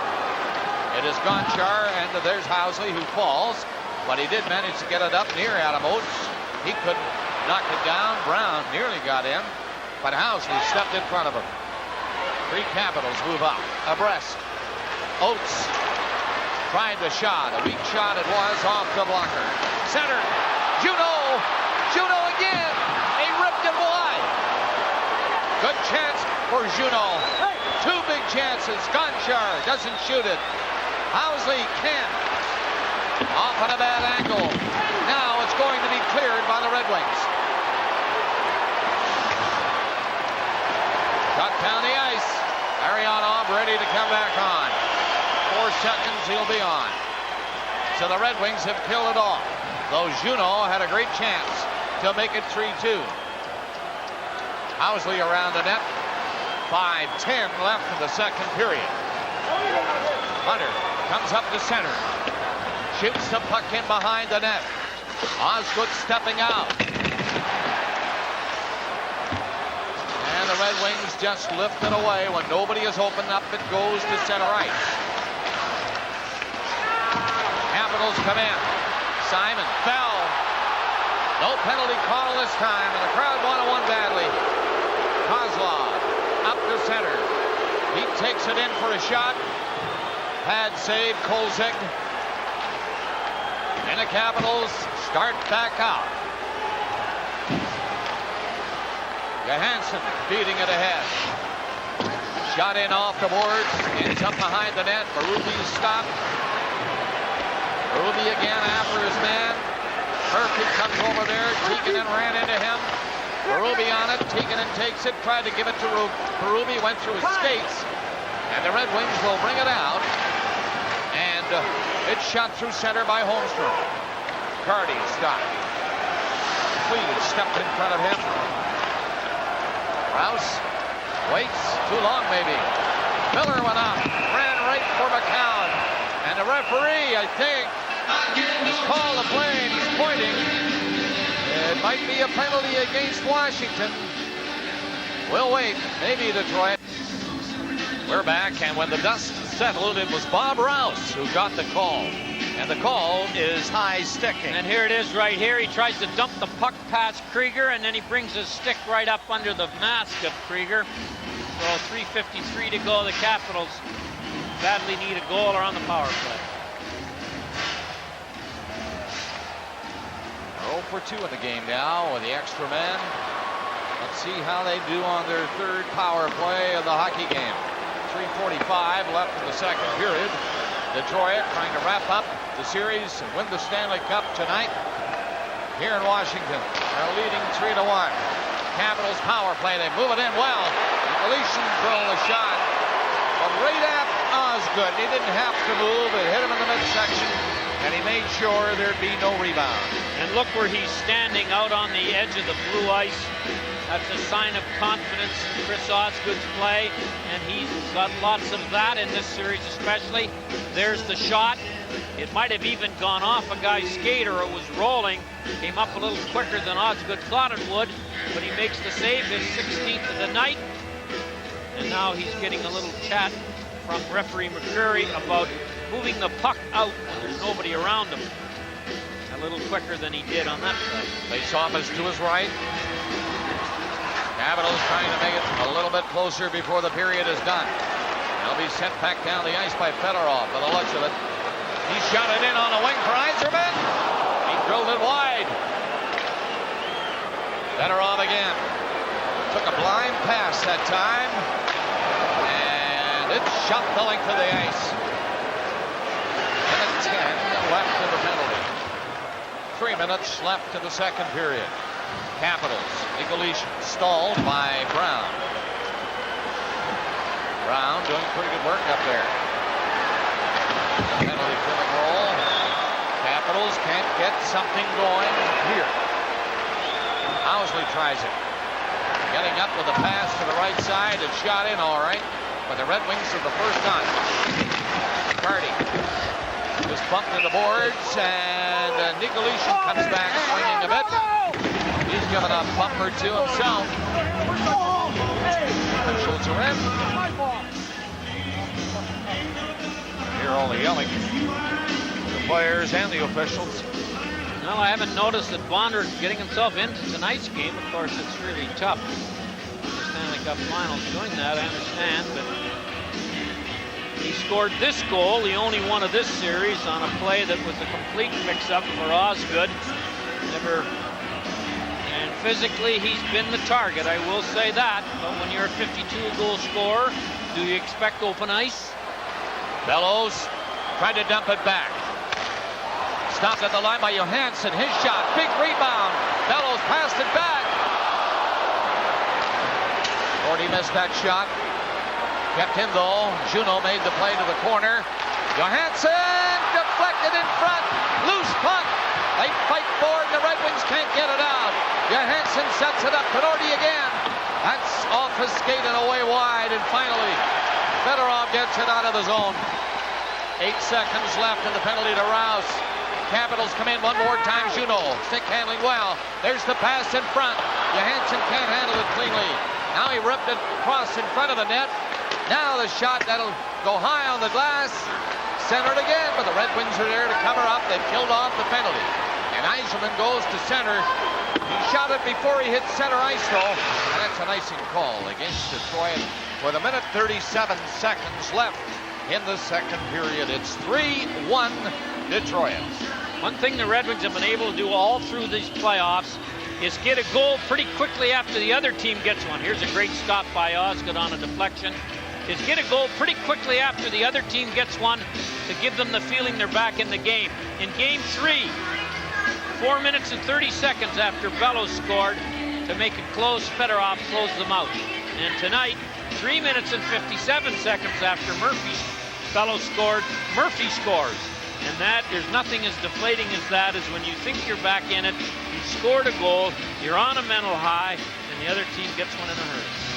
Brown scored in the first, just after the halfway point of the first period on a power play. And the point made it 2-0. Bellows made it 2-1, and Murphy on another power play goal by the Red Wings at 11:46 of this period. Capitals attack. Looking to make it close. Gonchar was in there, and now he rolled back to the line to make sure the puck didn't get out. Shanahan poked it back out. Gonchar feeding it to the other side. Up through the middle, Tikkanen dribbled one in wide of the net. Osgood is out to play it. Got it up to Larionov, and he had lots of time to move it through the middle. Capitals back for it. Ricky turning it back to Gonchar. 1 minute left in the second. 1 minute into the period. Here comes Bondra. Shoots. Stopped by Osgood, and a big save it was. Osgood shaking a bit, saving that one. Slow getting up. Icing against Detroit. But Osgood looking sharp in the late going, especially in this second period. Funny characteristic of this Washington team is tonight they only have 2 right-handed shots in their lineup. And on the power play, you like to have a defenseman or a forward or both playing the wrong wing. So you get a nice angle on a pass. And here's Bondra, who lets one go. And another big save by Osgood, who comes up with his best after his team gets a lead and flutters a little bit. He calms them down with those kinds of stuff. Face off to the left of Chris Osgood in goal for Detroit, and keeping his team in there with a 2-goal lead. Murphy. Already stopped the first one, not the second, but he takes it at center ice. Gives it to Johansson. He moved it up with 34 seconds left in the period. McCarty checking his man on the board, Simon. He fell on the puck, and no further play. Well, the Red Wings, when they can and get in any trouble, Ron Wilson knows this as well as anyone. He reads the stats in their own end, Bob. They freeze the puck, just like McCarty just did. Why wouldn't you when your team is winning over 60% of the draws? You start with the puck. 6 times out of 10, a face-off in your own end isn't nearly as dangerous. And it is a part of the game plan by the Red Wings. It's pretty obvious. Washington pile them in there. 4 of them are in on the circle. Oates poked it behind the net on the draw. Red Wings get it out. 23 seconds left in the period. Pass going astray, intended for Simon. Didn't come close to him. Lidstrom shoots it in. One in just wide of the net. Kolzig scooped it away. 8 seconds left. Penalty coming up. Right at the end of the period, the Capitals, who were down 2 goals, are going to get a penalty now with only 6.6 seconds remaining. Tenorti will go to the box. An unnecessary and very untimely retaliation penalty. Tenorti was hit, and 5 seconds later he had to trip the guy or slash the guy that hit him. Tenorti, who's played a lot of hockey for, and there it is right there, a bit of a embellishment by the Red Wing player, but you can't take penalties for retaliating when you're on the cliff of elimination, as are the Capitals, and Mr. Wilson is well aware of that. So it looks as if Detroit will come out all afire to start the 3rd period on the power play. They've scored 2 tonight. In this situation, the shot is deflected into the crowd with just under 3 seconds left in the period. Scotty Bowman looking for his 8th Stanley Cup tonight. Pretty calm this morning. He didn't talk about this game at all. He was asking and exchanging opinions with me about who were going to be the general manager in Atlanta, who was going to go to Vancouver, who the new coaches in the league were going to be.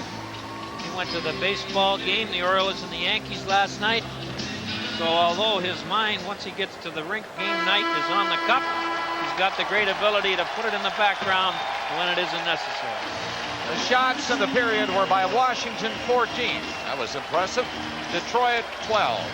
But the score at the end of 2 periods is Detroit 3 and Washington 1.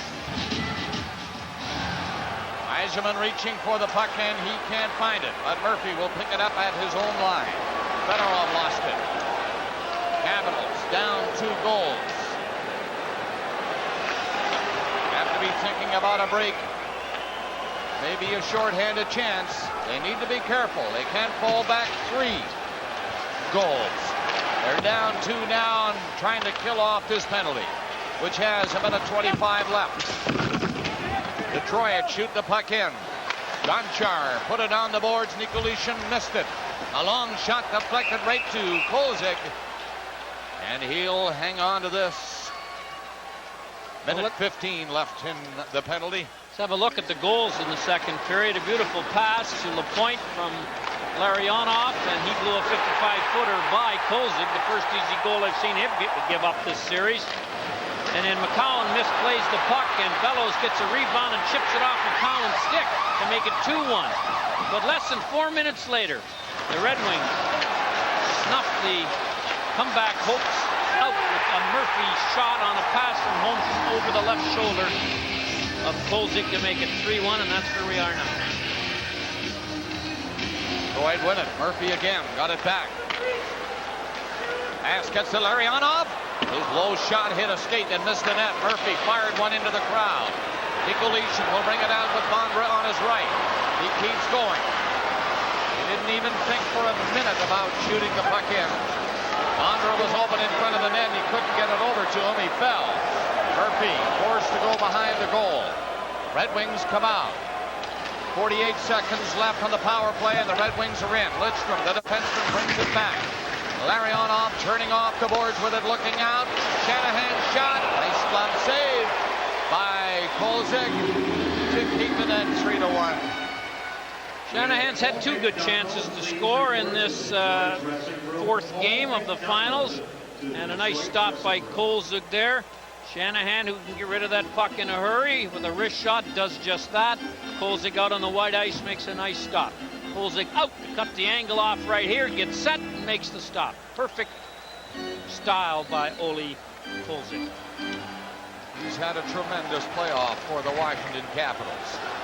But he's down 3 games to nothing to the Detroit Red Wings. Down 3-1 in this third period. And the Red Wings bore it on. Kozlov coming right in. Score! Brown gets his second of the game. And you know, that might do it. 4-1, Detroit. Well, in the second period, the Capitals gave the puck up 10 times on breakouts or in the neutral zone. They did it again. We've talked about cross-ice passes or careless plays in the neutral zone, and here's a good example of just that. Gonchar turns it over. Kozlov gets it.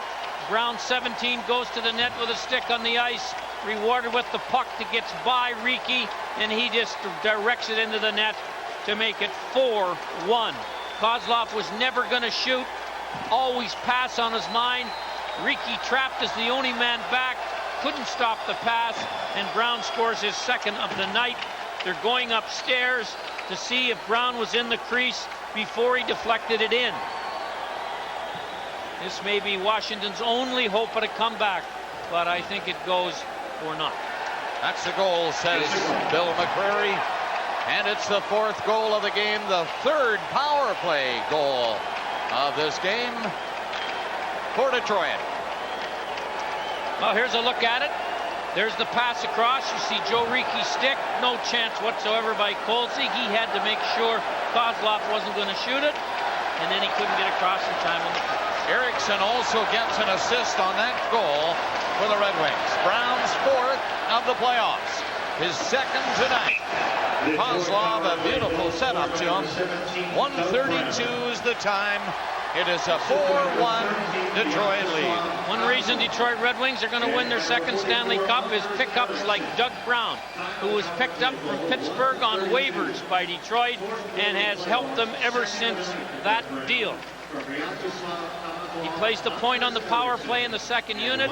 He can play center. He plays the wing, and he's chipped in with some timely goals in these playoffs, including 2 tonight. Detroit having a great night all around. 3 for 4 on the power play now.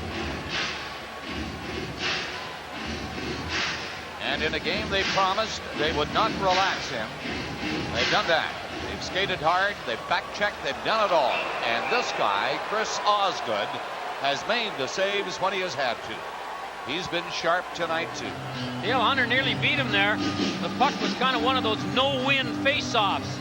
And you can see Hunter's going to step by the check and put it in on Osgood, and a quick shot, but Osgood made the save again. Detroit winning the face-off, get the puck out across their own line to center ice. Capitals. Surely their backs fastened to the wall now. Give the puck away inside the Detroit line. Simon tries to keep it in with Berube. Nobody can. Maltby from center. Behind the back pass for Yzerman on with the brakes. Back in for Maltby. Deflected that. A little wide. Kept in by Draper. Maltby pinned on the boards. Tenorti tries to hold him there, and he's having a tough time doing it. Maltby got a skate on it. Kicked it loose. Kicked it again. Got a stick on it. That's great work by Maltby and on the boards against Big Tenorti. Hunter, center ice. Scooped up by Osgood. Keeps the puck moving. And the Red Wings get it out of the zone. They'll make changes. With Johansson turning back. Up to Nikolishyn. Coming to the line with a shot away wide of the net. Off the glass. And there's Fedorov. First on it. Brown, the 2-goal man in the game. Up for Detroit. Feeding it in for Kozlov. Kozlov turning back. Cleared to center. Down goes Zednik. And he won't get there in time. Osgood covers up. A standing ovation for Konstantinov. You know, Bob, you have to play 40 games during the season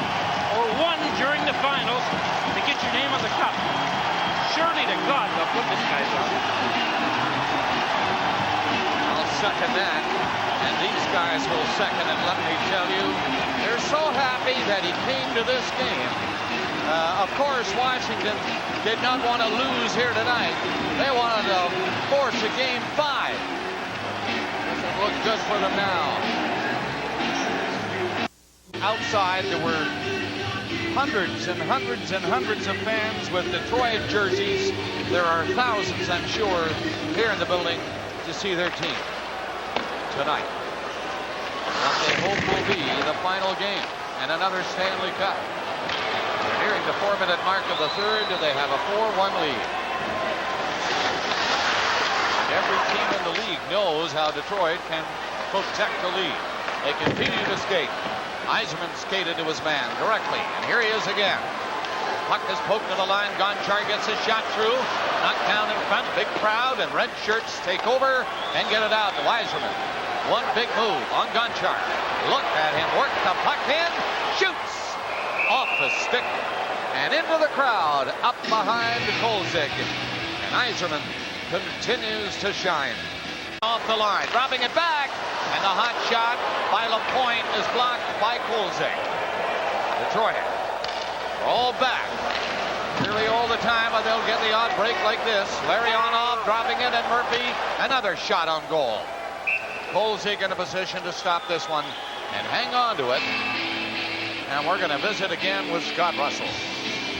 Well, you know, Bob, David Poile is the new general manager of the Nashville Predators, which begin play next season in the National Hockey League. But for 15 years, David ran the show here with the Washington Capitals.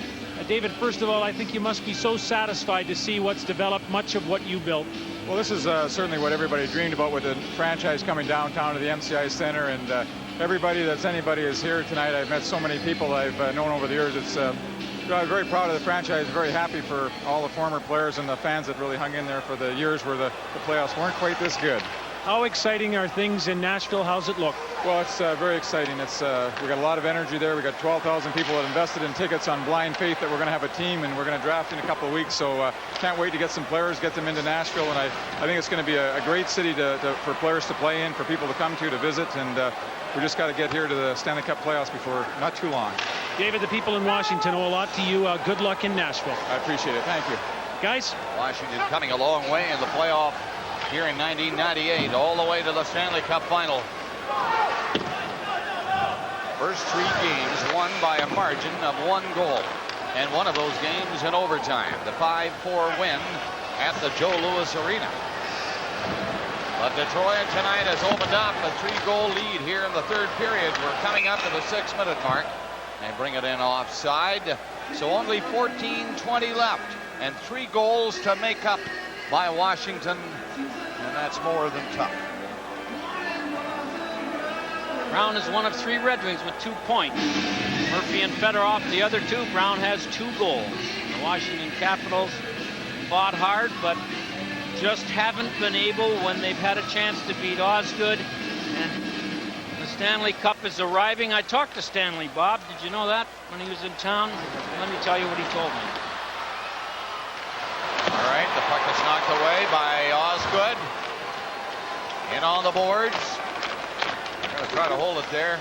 3 of them whack away at it, and it gets loose for McCown. Kozlov is up there. Goes Fedorov, but the pass was intercepted. Rouse keeps going, and he backhands it in. What did he do?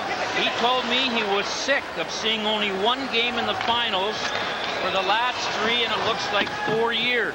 I love watching the teams battle for me, he said, in games 4, 5, 6, or even 7, like the old days. And I'm going to talk to Mr. Bettman just before he presents me to Steve Yzerman to see what we can do about this dilemma in the National Hockey League. He ought to have some for it. Juneau gets the puck out. The Red Wings are all there. They cluster every move Washington trying to come up with now. And a face-off coming up.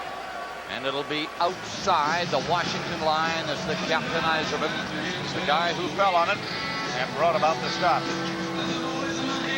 Now there's Dave Keon Jr. leading the procession, the Stanley Cup, who has spent the first half of this series in Detroit and the second half here in Washington. And the most beautiful trophy in pro sport will be presented by Mr. Bettman, it looks like, to the Detroit Red Wings in 13 minutes and 10 seconds. And Steve Yzerman will be the recipient. He may get that other trophy, too. I think that's a pretty good bet that Steve Yzerman will get that other trophy. 28 different players have won the Conn Smythe Trophy for the most valuable player in the playoffs. 5 of them have won it more than once. Or Lemieux, Gretzky, Perron, and Patrick Waugh. And Steve Yzerman, in my opinion, will be a landslide winner this year.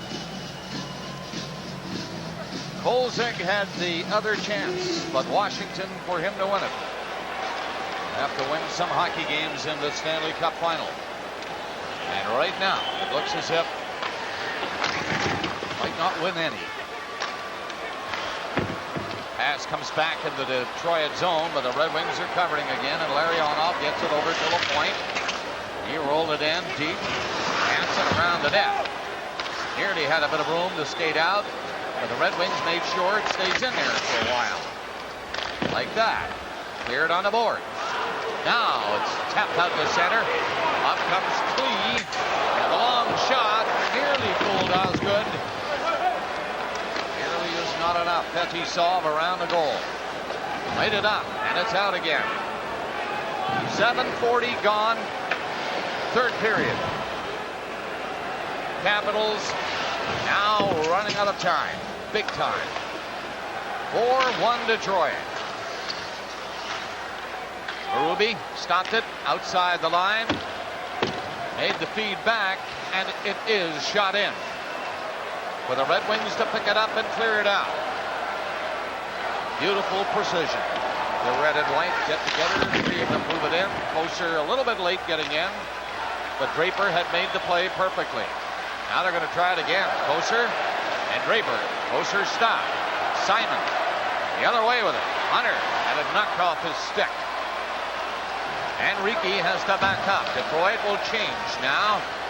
And Simon flipped it in. He's headed off. Nearing 9 minutes of play in the third period at the NCI Center in Washington. And Kolzig makes the save. It turned out he didn't have to. It had been called on the offside. 11 minutes and 20 seconds. Don Waddell, I don't want to forget him, the assistant manager. 11 minutes and 20 seconds will take a lifetime for those 5. Waddell's name's been mentioned to go to Atlanta as the general manager. Bright young guy in his first year in the National League after toiling in the minors for a few years. Here comes Brown, and a good setup for him. He got the setup all right, but he was in a bit too far. Kozlov was trying to set him up for his third goal of the game, and he might yet do it. Kozlov is on the boards, and Brown is in close to the net. Kozlov tried to poke it in. Didn't quite get to it. Now here's Brown. Shot it back out front to Kozlov, and he just missed it. And the Capitals are away to center with one long shot right in there for Osgood. He'll hold this one and get a face-off in the Detroit zone nearing the halfway mark of the third. Well, Brown came close to getting the hat trick here in the what looks like the final game of the '98 Stanley Cup playoffs. On a pass across, he just couldn't get enough wood on it as it was bouncing. Good setup by Kozlov, though. He saw him come in, and he waited long enough, and was almost a perfect pass. But as you say, the puck bouncing, and tough to hit it. He did get a stick on it. He has 2 goals. As we speak, the first and the last in the game. Both on the Detroit power play. So 4-1 Detroit. And 9:30 gone in the third period.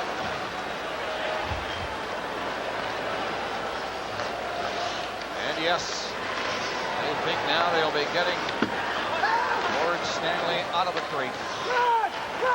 And get it ready. Another high stick making contact. Puck knocked down. Face-off coming near the Detroit line. Well, Adam Oates, who's waited a long time to get this possibility, if you look into the eyes of Oates and the other Washington players, you will agree with me when I say there's no greater fury, fiercer than a failure in a great objective. And the Washington Capitals have had a great ride in the '98 playoffs, but they got off the horse just one stop too early by the look of it. Don't forget, Detroit were swept in 4 games, losing the Stanley Cup. I remember Scotty saying to me after that 4th game, we're just not quite big enough, Bob. We've got to get a little bigger. Well, they did get a little bigger, and a little quicker, and a little smarter, and maybe hungrier. And now they're on the verge of winning their 2nd straight 4-game sweep Stanley Cup. So you have to go through adversity, don't you? Here's a chance. Osgood showing that he doesn't want to be beaten at all tonight. They have 1 goal by him. Murphy has a goal tonight for Detroit. Can't get it out. Bellows, who scored the goal, sets it up in front, and Juneau is stopped by Osgood. And the puck ends up in the seats. Now under 10 minutes left. Well, Osgood, we've mentioned many times, had to fill big shoes left to him by Mike Vernon, and he has done a terrific job at it. And here is an example of the kind of stops he's made all through this final, and for that matter, all through the playoffs. And his timing of excellent shots has been terrific. Brown with 2 goals. LaPointe and Murphy the other 2. Bellows the goal scorer for Washington. From the face-off, Bondra. Shot nowhere near the Detroit net. The Red Wings dump it out. Larionov is up there. Reached for it, but it's tapped away from him. Eriksson lost it. Tikkanen driving one. Telegraphed that, though, and a stick caught in his way. Larionov through the defense, rolled it in on the net, and Kolzig scooped it up and held on to it. 9:05 left. Well, Scotty Bowman, everyone was talking this morning, what's Scotty going to do this year if they win the Cup? Remember last year, he put his skates on. The word is he's going to go in with 3 minutes to go, get into a uniform, and play the last shift.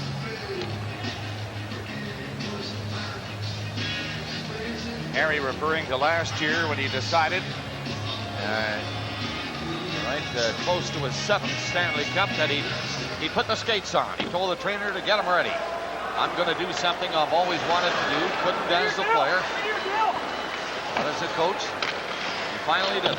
Skated with the Stanley Cup. And Dave Lewis looked around, and you remember, Philadelphia scored a late goal to cut the deficit, so it wasn't a cinch. Lewis looked around for Bowman, and he couldn't find him. He was in putting the skates on. Fetisov just got a low shot away, and Kolzig made another nice save. Washington down 3 goals, and the clock against them, let alone Osgood and the Detroit Red Wings. Out they come again. The speedy Draper jumps up into it, and he cuts for the net. Forced to stay back there, but he centered it to Nordy. Late getting back, picked it up, and cleared it up across center ice. Simon tried to backhand it in. Stop. Now Joe Kocur near center. Flipped it on the boards. It gets in deep, and Gonchar has to contend with Fedorov, and he does that. He did get a little help. Fedorov was bumped. Egalician, stick handle away from Brown. Comes in on the wing, made another fine move to get in that far. And here it comes back to Riki and bounced over his stick. He was set up to drive one at the net. Rouse trying to cover on Bondra. Zednik ripped the high shot, and Osgood is really showing his stuff tonight. The left hand, the glove, and he caught it. You know, he's played all these years in the National Hockey League and really hasn't won an individual award on the ice. He's going to get his first in the Stanley Cup final tonight here in Washington. Stand by for that announcement. He had a great playoff last year, too.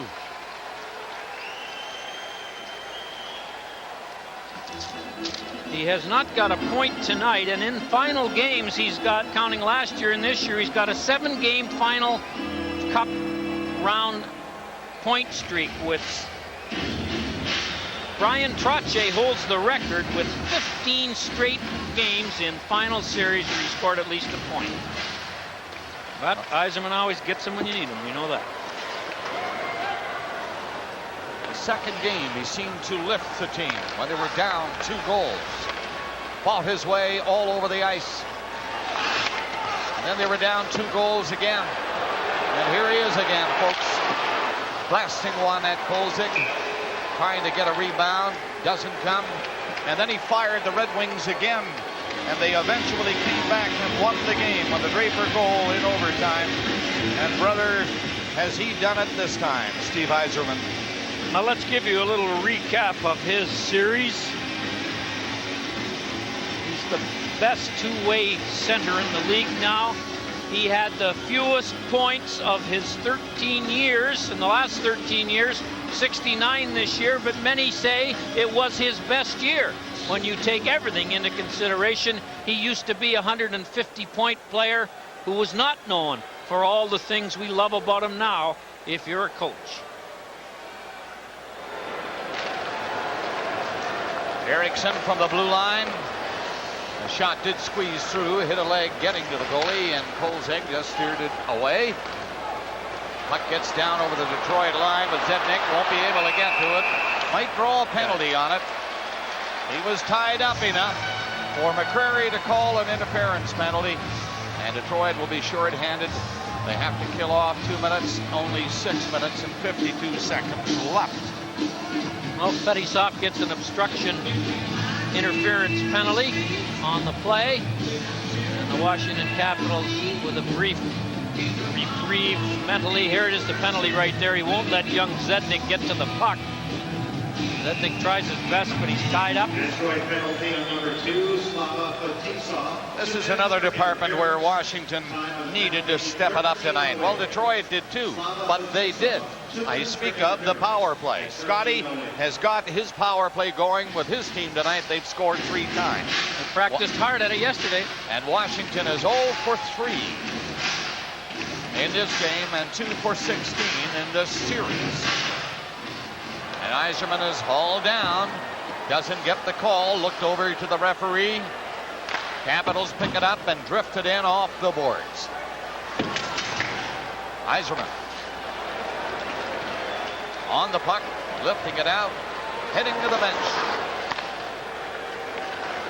Nicolishin for Washington. Got it ahead. There goes Bondra up across center. Zednik is with him. Zednik feeds it back. Bondra can't make a play. Zednik on it. Capitals do pass it around outside all right. Long shot doesn't get to the goalie. And Brown, who has 2 goals in the game, lifts it away down the ice. 2 power play goals. And he's been used a lot tonight. Regular shifting, power play, and here he is killing a penalty. And he broke that play up and shot it in. So all the Red Wings have contributed. No question about it. Juneau to the line. Rolls it in. It's centered. Oates got it back out front. Got it again. Housley and Oates pass it back and forth. That shot was deflected and didn't miss the net by very much.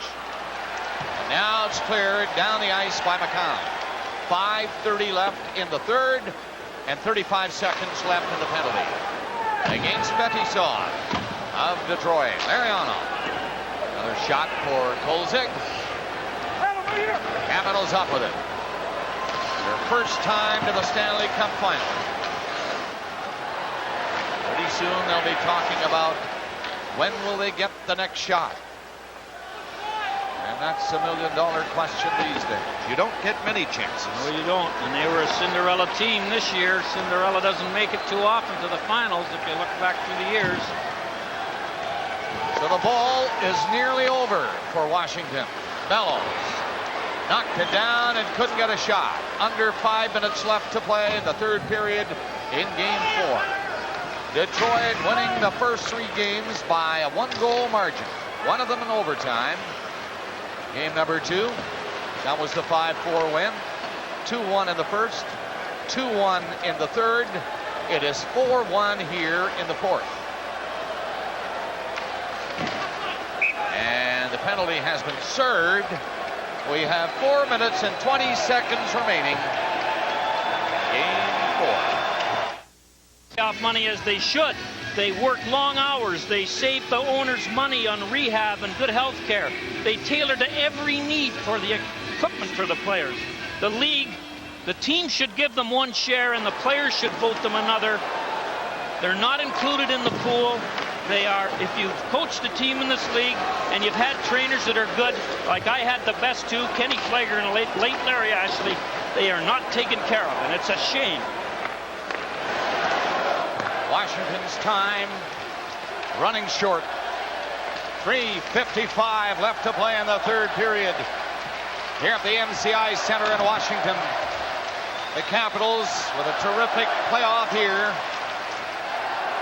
with Olaf Kolzig playing sensational hockey throughout, but coming up against the Detroit Red Wings, the defending Stanley Cup champions. And they look every bit the champion again tonight. Almost perfect hockey, led by the captain Yzerman, who shoots it in. 3:25 left. Holmstrom and Yzerman. Yzerman behind the goal, trying to set one up. Leaves it there. In comes McCarty and Holmstrom. Gonchar for the Capitals. Does not get the puck out the first chance. Does on the second attempt. Fired back in, however. And now, folks, under 3 minutes left in this game. The Capitals are coming up, and I gotta hand it to the Capital fans. They're still chanting the go, Capitals go. They've had a great run in these playoffs, but halted by these guys. Brown looking for number 3. Nearly got it on the short side. Gonchar tied up by Brown. Manages to get the puck out. Fedorov scooped it back, and here's Murphy, one of the goal scorers tonight. Lead pass, bouncing inside the line.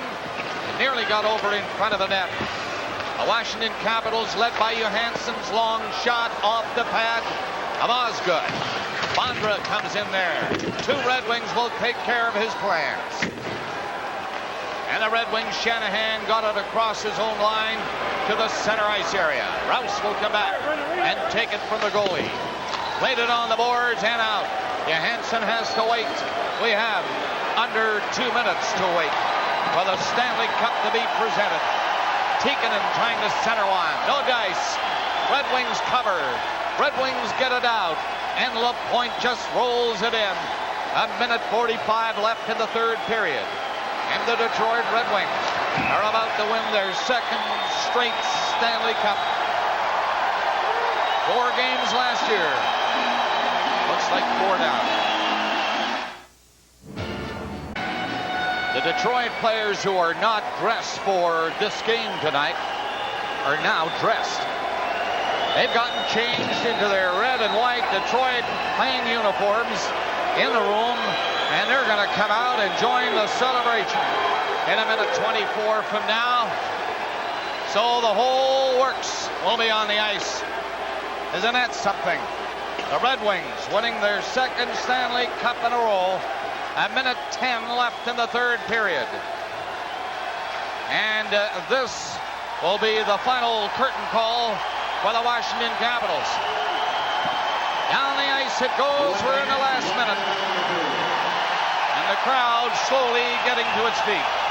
It's their first Stanley Cup look here in their new building in Washington. It's the second Stanley Cup in a row for these guys. 114th game for the Red Wings this campaign, and on the day of victory no one is tired, and there is the prize. 2,225 names are on that trophy. That sounds like a lot, but it's 100 years old. It's a tough battle to get there. I've got a copy in my hands of the Detroit Free Press. Wednesday, June 17th. The headline says, Stanley stays. The Red Wings complete sweep of Capitals to earn second straight cup. McCarty for Yzerman. He'd love one. but he blasts this one right at Kolzig. Yes, the papers are hot off the press in Detroit, all the way to us here in the booth at the MCI Center in Washington with 30 seconds left. The celebration is starting. Now, there are some of the backup players. You see Dmitry Mironov, Aaron Ward, Mike Knuble, there's Mike Ilitch, the owner. Dan Deneau, who Scott Russell talked to at the end of the first period, will be there.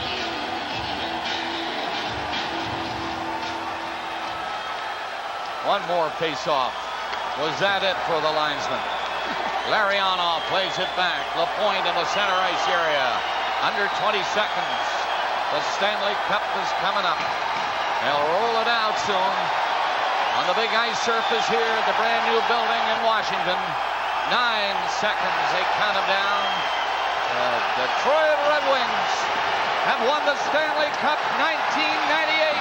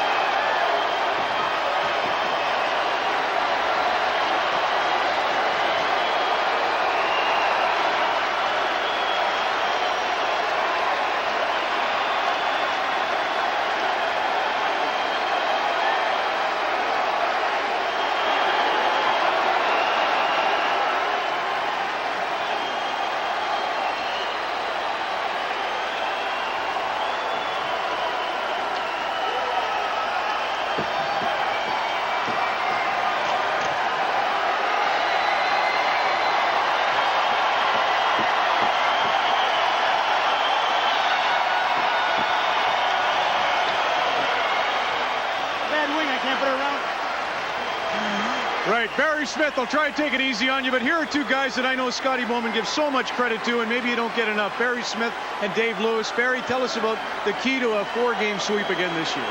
Well, our guys are disciplined, they're patient, they stay within inside the system, they all work hard, they believe in each other, and they're determined, Ronnie. I mean, they're determined. Anything that you can pinpoint. I mean, Osgood's a kid, 25, all the pressure in the world on him.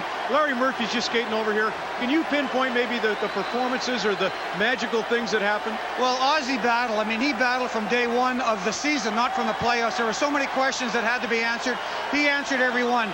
Steve Yzerman's leadership, Sergei Fedorov, Dougie Brown today.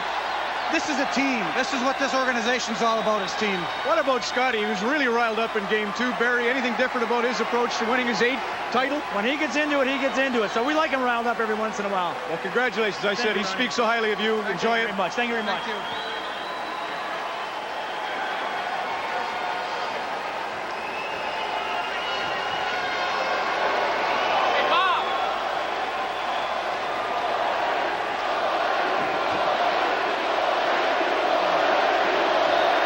The captain of the champions for the 2nd year in a row, Stevie Y. Congratulations, Steve. You can put it into words this time. Oh, it's unbelievable. You know, we won one time, and you think your career's complete, and all of a sudden we're back in the playoffs, and you realize you want to win it just as much, and it's every bit as important. So we're just as thrilled as we were, if not more, last year. Really big. And you know, Steve, first time it was such a relief for all you've been through. You think it'll be any different? Here's Vladdy right here. I assume, and I hate to ask you because it's your prerogative, who you'll hand the cup to, but you want to just surprise us? I think you know. Yeah. I think you know. Congratulations. Thanks, John. Beautiful effort for you and your mates. There's Joey Kocur. Joey, you might as well just describe what you're seeing there. Well, this is what we built our season around this year. And just look at the smile on his face. It's worth it, all the hard work. It's like seeing a guy as tough as you with tears in your eyes. Beautiful thing. Congratulations. Hey, Brendan, why don't you give me that announcement? What's that? What did you just tell him? I've been keeping this a secret for a long time. I don't know if Steve wants me to tell anybody, but I think it's kind of not really a coincidence that he bought Conn Smythe's cottage just before the playoffs. Hey, just a thought on what it means personally. You got a big wedding coming up, and I know you battled through, and you talked a lot about going through that Olympic experience, what a grind the whole year was, and you just came, I thought, really through with big hits and big moments in this series. Well, it was a grind, and it was bittersweet going in the playoffs. You love to be in the finals, in the playoffs, but when you're not 100%, you're a little bit nervous. I just adjusted my game, shortened my shifts, and you can't say enough about the depth of this team, and guys stood up and scored big goals. It allowed our team to play a team concept that's unbelievable. Well done. Thank you. There's Brendan Shanahan of the Detroit Red Wings. They're going to announce the Conn Smythe Trophy, so let's send it to the public address system. Oh, here's Scotty. Scotty, stand by. We're going to announce the Conn Smythe, and then, of course, present the cup.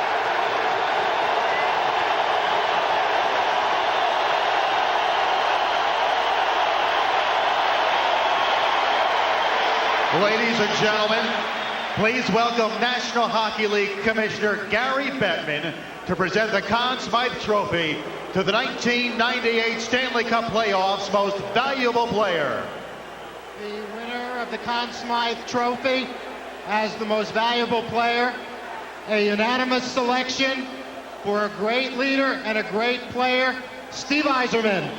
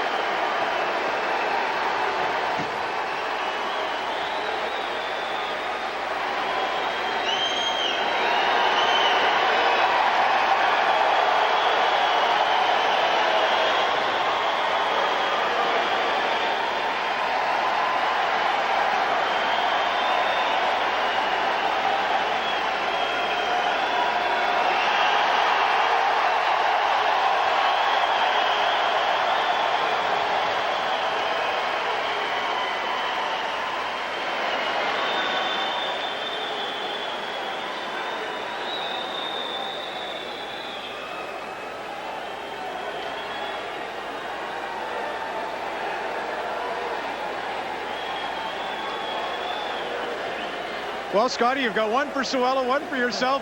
All 5 kids are handled. Now you've got 8. What are you going to do with that 8th ring? Well, Ron, I think I'm very fortunate, one of the fortunate people in sports, that I've been with so many great teams, and this is really a dream come true after our tragedy of last season. And I knew the way our team felt about Vladimir Konstantinov, that they would give every bit that they could to win this cup. How about Sergei Benastikhanov? Absolutely. The two, you see the love in every eye here. That's more important than the cup itself almost. But Bill Cowley, you mentioned him the other day, and I thought that was pretty nifty. An Ottawa area kid that was a hero of yours growing up. Yeah. And Yzerman happens to be, just got the Conn Smythe. Can you compare the two of them? Well, Steve is, I've had a lot of great players play for me, but the way he's performed since I got to Detroit got better and better. And I'm glad he got recognized to play for his country. That meant a lot to him. And he's just right at the very top. Big trophies now coming on the ice, Scotty. Just a quick comment on, I guess it's an impossible time to speak ahead, but when you win 8, the temptation's got to be there to go for number 9 and 10 as a player personnel director. No, I have enough cups. If I do come back, it won't be to try to just beat a record. I thought about it last year. I'm going to talk to the owner and the manager, and I got to hang them up sometime, but it'll be up to the 3 of us to discuss it, and I'll make my decision in a couple of weeks. Congratulations. Thanks, Ron. There's William Scott Bowman, winner of 8 Stanley Cups as a head coach, tying the immortal total. Here's Gary Congratulating the Bettman. Washington Capitals on a great season.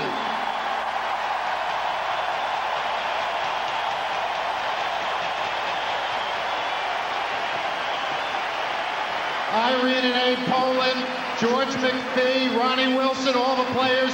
This was a great way to initiate the MCI Center. Washington has become a hockey city.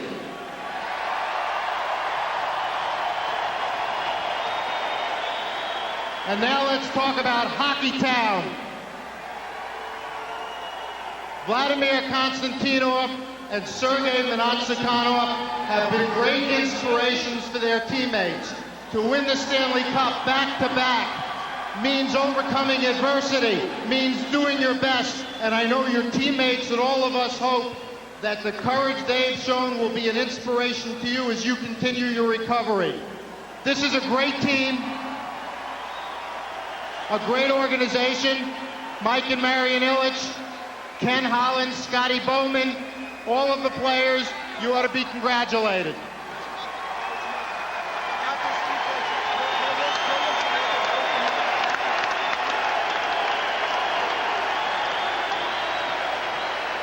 Steve Yzerman, let's do it again. Come get the Stanley Cup.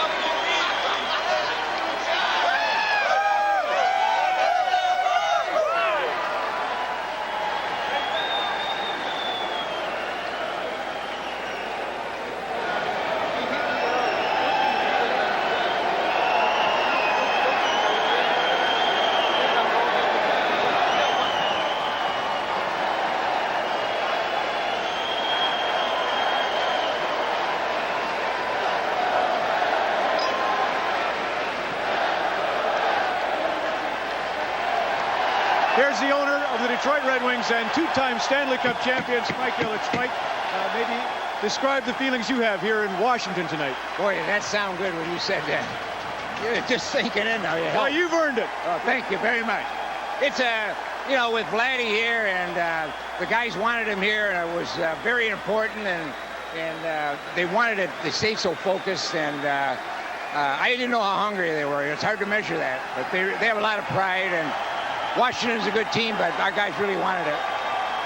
When you see a kid like Chris Osgood thrust into the lurch, I bet you every heart in Detroit was pounding every time. To me, he and Fetisov and Larionov for Vladdy are two great storylines. What maybe strikes you personally? Well, personally, we had a conversation after the Stanley Cup playoffs last year at my home at our party. And he said, Mr. Illich, I hear I'm going to be traded. I go, Ozzy, no way. You're our goalie for the future, you know. And I said, you're going to be with us. And so he just come up after and gave me a good hug. He said, you're right, you know. And that's something. Well, congratulations to you, Mary, and the family. Thanks a lot. Appreciate it.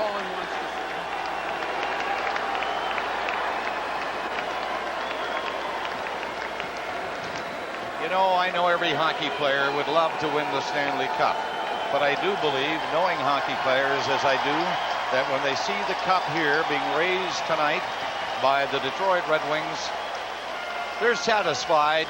When you look at the great defenseman of last year, Vladimir Konstantinov, and that horrible accident on June the 13th, and now here tonight, and Steve Yzerman, the captain, of course, always doing the right thing, is over and places the cup right in his lap. So nobody can be unhappy with this scene. It's terrific. Let's visit with Ron McLean again now. Bob, thanks. Here's the goaltender who paced Detroit to their second Stanley Cup. Chris, what are you thinking? Everything, to be honest. I'm excited. A lot of feelings with Vladdy, everything that's went on here. Something that we set our minds to at the start of the year. Real emotional. I think we're so excited. So emotional. It's a real emotional time for our team right now, and it's been a great run for us. There's got to be an unbelievable love in this room, born of that, born of how it just seemed like you picked up your team when they needed it. They picked up you when you needed it. Where do you draw? You've always been a confident and great goaltender, but what helped you kind of battle that really tough position that you found yourself in, having to follow Mike's on? You and Don sticking up for me between periods. That's what it was. I have to thank you guys for that. I mean, that means a lot. The guys stick behind everybody. We've always been like that. It's real emotional for me right now. The guys really played well. Every time something happened to me, they always gave me a pat on the back or a kick and said, "You'll be okay. We're going to do it for you." And I don't really think of it that way. I think of it more for Vladdy and more for the whole team. Can't top that. Way to go, Chris. Thank you.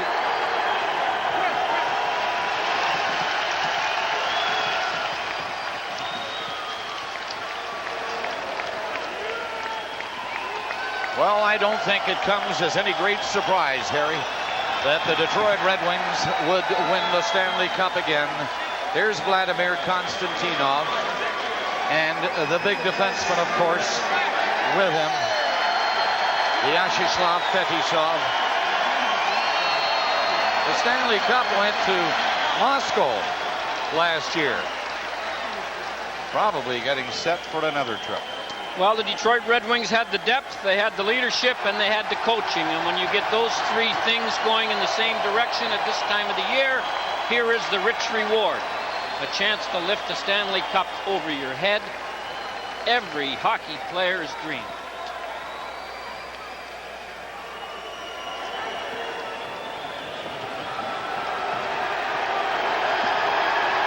Brendan Shanahan, as he explained, he came into the playoffs with a bad back and had to nurse it in this hockey game. That's so tough at times, and he did that. And he feels powerful right now, holding the Stanley Cup again. He hit the nail on the head, Bob, when he admitted he couldn't perform the way he wants to and usually does. And all kinds of different players pick the slack up, and that's how you win this coveted trophy. Well, if therapy is what Konstantinov needs, he surely is getting it here tonight in Washington. To be here, to appear to be so happy, and I know he is, and to see this happen. And the very first thing that you saw Steve Yzerman, the captain, do was to go over and present him with the cup. And now everybody takes his turn. Must be a terrific feeling. Larionov.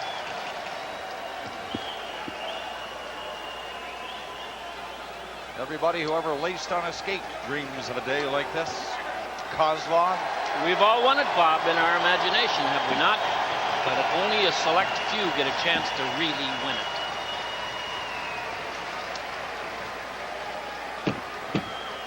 It's a marvelous thing, winning the Stanley Cup. 2 in a row. I guess twice as good. And folks, summer is officially here. The Stanley Cup has been presented by Gary Bettman, the commissioner, and the entire organization of the Detroit Red Wings is celebrating tonight. Well, Detroit proved the old adage that the team with the best players don't always win it, but the players with the best team every year do. Marian Illich in pink and Mike Illich in the dark suit, proudly hoisting the cup over their heads. Got to remember, when they bought the team, the Stanley Cup was the furthest thing from Detroit. Like never leave. But if you're taking an odds-on favorite for next year, you might very well say the Red Wings. They'll be one of the favorite teams. Nick Lidstrom, who may well win the Norris Trophy for the best defenseman in the National League, over to congratulate his old defense partner, Konstantinov. What a joy to see him here tonight. The only greater joy, Bob, would to have seen him play. And that always was a joy. What a series he played last year in Detroit's first Stanley Cup. Three for Joe Kocur. Right out of the beer league to win his second last year. And this year, another one. And in his own way, he's a big-time contributor on and off the ice. And the Black Aces, Mike Knuble never played a game or 1 or 2 games in this playoff. These guys practice hard all day, every day, waiting if someone gets hurt. They'll be in great shape. Aaron Ward, he's going to be a good defenseman in this league for years to come. It's a very tough mental challenge to be a Black Ace and practice to be ready if one of the regulars get hurt. But no team that's ever won the Stanley Cup didn't have a great Black Ace team. The Black Aces, the poor guys that don't play and just practice in the Stanley Cup playoffs. Fedorov coming back. Didn't play the first part of the season. Got it going. Detroit welcomed him. Scotty is over to talk to that great defenseman, Konstantinov. Scotty winning his 8th Stanley Cup tonight. And everybody remembering Vladimir first and foremost. This is quite an organization. This is quite a team. And they've demonstrated their ability on the ice once again by winning the cup for Detroit. And the Ilitch family, they own the Tigers. They're building a new ballpark. The Fox Theater, the great entertainment center in Detroit, thanks to them, rejuvenated. And they are big-time Detroit supporters in all areas, not only in sport. So Hockey Town has it one more time. The Stanley Cup comes back home to Detroit. And it didn't leave for very long. Did it now? You got her again, Scotty. Scotty all week. Number 8. Scotty will have that over to his house in the backyard. He lives right on a golf course in East Amherst, and every foursome parades through his backyard, takes a minute to look at the Stanley Cup, and continues their golf game. No skates on this year.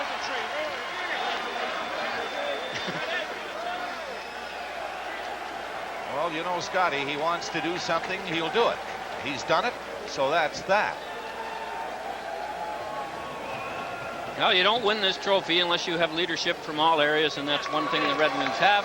It's very difficult to win the first time, and everyone will tell you even tougher to win the second. When you think of Montreal and Edmonton and the New York Islanders winning it 4, 5, 3 times in a row, boy, just look at these players, and that'll tell you it is not an easy trophy to capture.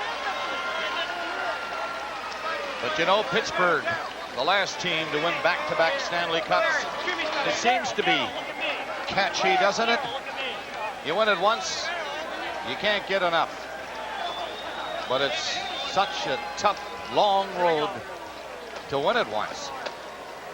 Imagine how tough it is to win it twice. Detroit has done that tonight here at the NCI Center in Washington. They've defeated the Washington Capitals 4 straight games, and they've won the cup again.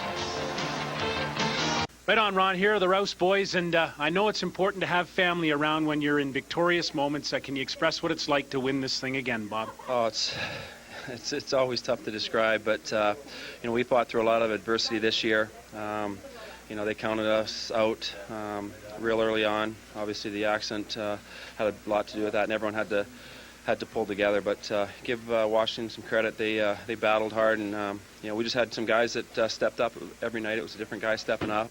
You know, it was a real team effort. Is it important for you to have your son here to see a piece of Canadian tradition at this time? Well, yeah, I'm real fortunate he could come. You never know when you're going to get this opportunity to come back here. You can't take it for granted, that's for sure. So I wanted to make sure if we did win tonight, he was going to be here. He missed the last one, so I'm sure this is something he'll always remember. Is this the best hockey team that you've ever played on? Oh, definitely. You know, we just got so many different weapons. We play strong defensively. We've got strong goaltending. And then up front, you just don't know who's going to score for us. Dougie Brownkamp, huge. Sergei, Stevie, as always. You know, it's a pretty tough team to stop when we're going. I know, Bob, that you share in this victory with so many people, but there are always people absent. Who do you think of tonight as you win this second cup? Well, just my family out on the West Coast. My brother's out there. Actually, my brother was coming in for Game 5 into Detroit, but we'll see him in a couple days there. But, you know, you always think of your family and all the sacrifices they made for you, so I'd like to say thank you to them. Thanks for this, Bob. Well expressed, and congratulations on another cup. My pleasure. There's Bob Rouse of the Detroit Red Wings, shares in this victory tonight as the Red Wings win their second in a row. Molson Hockey Night in Canada on CBC returns in a moment. Captain Steve Yzerman with his Conn Smythe Trophy. The Red Wings win 4-1 at MCI tonight to wrap it up. Let's go back to the Detroit dressing room and rejoin Scott Russell. Scott? Thanks very much, Ron. Yeah, the champagne's starting to flow here. Here's Kirk Maltby, and here's Larry Murphy. Let's go to you, Kirk, first. What do you think about the second one? It's just as sweet. I mean, we got it last year, and we got a taste of it, and we didn't want to give it up without a fight, and we succeeded at that, and now it's time to party. So much depth on this hockey team. Can you express how much it means to have so many guys here? I mean, it's what it's all about. I mean, the Holmstroms, the McCartys, and everyone that, and the LaPointes that came up big with some big, huge goals. I mean, that's what you need to be successful. It took a lot of pressure off a lot of guys, and we were able to go out and just play our game, and here we are again. They're really soaking us. Way to go, Kirk. Thanks. All right, here's Larry Murphy. Geez, Larry, I mean, I thought this was supposed to be over for you a long time ago, but it's working out real well. Your thoughts? Well, I thought I might as well hang around, win another cup. So, but I just want to echo what Kurt said. It's always a team effort. Guys like Brent Gilchrist, I mean, he didn't get a chance to play in the finals. He blew his leg out for us. Also got to say hi to my parents in Barrie, Ed and Doris. They couldn't make it tonight. I know they're watching. I love you. My grandmother, the Queen of Bingo in Angus. My brother, Toronto. And hey, Dick Irvin. Every year, I want to ask you one more thing. We talk so much about how important Vladimir Konstantinov is to this team as an inspiration. You're a defenseman. What kind of a player was he when he played? I mean, just a fierce competitor, and it just tears my heart out every time I see him. He's got the battle, obviously the battle of his life going on. Him and Sergei Manatsakonov. The guys rallied around that fact. That's a huge hole for this team, and I think it put everybody on notice right off the start of the year that, hey, we've got to pick it up. We're going to get back here, and I think the addition of a couple key players. Thank you, Toronto, for Jamie McCowan and a couple other boys. We did it. Your old pals in Toronto. Way to go, Larry. Congratulations. Thanks a lot, Scott. There's Larry Murphy. Congratulations to him as he wins his second Stanley Cup with the Detroit Red Wings. Going to bring another one up here right now. Here's Igor Larionov. And Igor, this is obviously a hugely important victory for the team. Your thoughts on this very special night with one of your comrades back? Well, it's been an emotional season this year, Scott, and we're just happy we did it again for Vlad and Sergei, and it was nice to see Vlad back on the ice with us and to share some glory moments with us, and it's a huge, like, it's unbelievable feeling right now. Igor, you've played on some awfully good hockey teams in your career in two continents, all over the world. Where does this one rate in terms of its greatness? Well, I think this is a special team for me. You know, it's the last couple of years we've been going through tough times, and this year was a special year because of injury again, and we got together and we didn't celebrate it much last year, and we're back again here with you and enjoyed our glorious time again. You know, one of the great things about the Stanley Cup is when you hold it over your head, you can see your reflection in the cup. And I know you're getting a little older every time you look at yourself, but do you feel like sometimes you can go on forever? Well, it's been a long season, the last couple of years, and it's like 10-month season, and a lot of energy been kind of put in this victory, and I'm just happy. I've been part of this team, and it's a privilege to play for this team and a privilege to play for Scotty. Privileged to watch you play. Congratulations. Thank you so much. There's I want to say hi to my friends in Vancouver, San Jose, and my wife and kids in Detroit. Way to go, Igor Larionov. We'll return to the Stanley Cup playoffs in just a moment.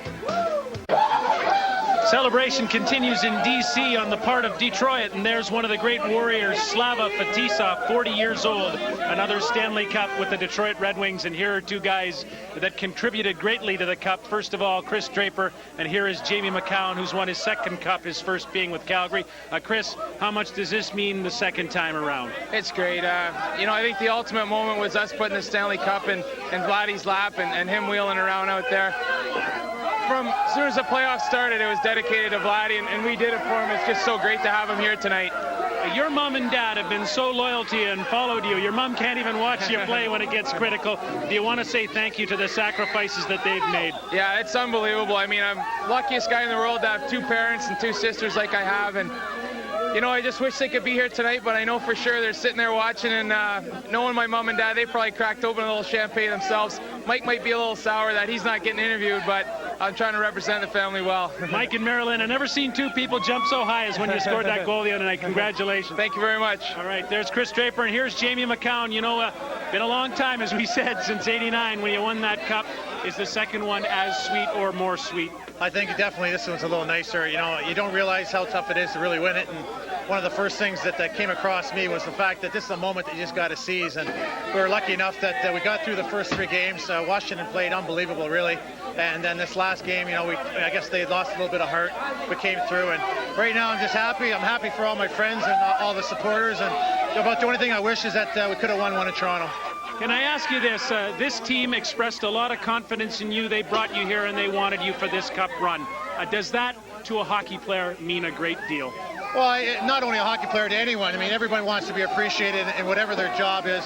And, I thought I was doing an okay job in Toronto, but I guess, business is business. And I'm just happy that for whatever reason I got traded to Detroit. Congratulations to you, Jamie. I know Larry Murphy, your old Leaf teammate's glad to have you here. Thank you very much. There's Jamie McCown, and here's Dougie Brown, who had a great night tonight and was the first star of the game. Congratulations, Dougie. Can you express what the victory means this time? Well, it's certainly special. And we won last year, and it was so hard, and there's so many emotions wrapped up. And this year we stayed pretty calm all year long and just stayed focused on the end result. And with the tragedies and everything else that we had over the summer, it just kept us a little more focused. At the end of the season, you had the shoulder injury, and it looked like for a time you weren't going to make it here. Was that frustrating, and were you just itching to get here? Well, certainly I was itching to get here, and certainly it was bad timing on an injury. But it healed really quick. I got a lot of help with it, and I'm glad to be back and back in the lineup to help out. Congratulations. Thank you very much. There's Doug Brown, one of the heroes for the Red Wings tonight as they capture their second consecutive Stanley Cup. Molson Hockey Night in Canada on CBC, and the Stanley Cup playoffs will continue in a moment. He is in evidence right in the middle of the room as they celebrate their second consecutive Cup. Here are two guys that played roles, huge roles for the Wings all season long, Brent Gilchrist and Paul Boyer, the equipment manager. Brent, first to you, 1989, the Stanley Cup final against Calgary, and you came out on the bad end with Montreal. Now you've got it. This is unbelievable. I mean, I didn't play the last 4 games. It was disappointing, but all the disappointment's gone now when you pick that thing up. My teammates were so gracious when they, gave the cup to the guys who have never had it before, and it's the greatest feeling ever. Somebody very important to you back home is recovering. Can you talk about that? Well, he's doing really well. My dad had a double bypass. I want to say hi. I love my mom and dad. He's doing great, and I can't wait to see him in a week or so. Congratulations, Brent. Thanks, Scott. Yeah, there's Fedorov down there. He loves it too. Here's Paul Boyer, one of the unsung heroes. Harry Neal talked about you guys. Tell us what it means to be part of this team, Paul. It's fantastic. I came here 4 years ago. This is my fourth season with the Wings, and it's just awesome. It's everything I ever dreamed about. Pro hockey is everything I've ever dreamed about. Harry, thank you very much. That's from myself and my partner, John Wharton, my assistant, Tim Abbott. We really appreciate all the good words, Harry. It's just a great feeling to do it twice in a row. It's something that you dream about and you see every year you grow up, and then all of a sudden, it happens. And it's 2 years in a row, and it's better the second time around. Not bad for a guy from Sault Ste. Marie, Ontario. Congratulations. Thanks. I want to say hello to my mom and dad and brother Mark and everybody back in the Sioux. Thank you, Sault Ste. Marie. See you later. There's Paul Boyer, does a lot of the work for the Wings, and Harry, you were right when you had that one. Bob and Harry, to you. Well, you know, Detroit won the Cup in 1955. They had to wait 42 years to win it again, and they loved it. So they said, let's not wait anymore, and they win it the next year tonight here in Washington. It's a great team. Yeah, very impressive team. You know, it's hard to find a weak link. They had great goaltending. 6 defensemen played very strongly. They had 2 that never played that could have come in and really done a job. 4 lines. You didn't know who was going to score. I know we talk about their great centers. We talk about Murphy and Lidstrom. But the people who impressed me the most in this playoff were the big wingers for Detroit. All those fights along the boards, all that traffic in front of Kolzig, and those good forechecking hits. That was as big a reason they won as any. I was so impressed last year when they won the Cup in 4 straight with their organization, if you will. Everybody seemed to be in the right position every time, and it happened again this year. So that's a team.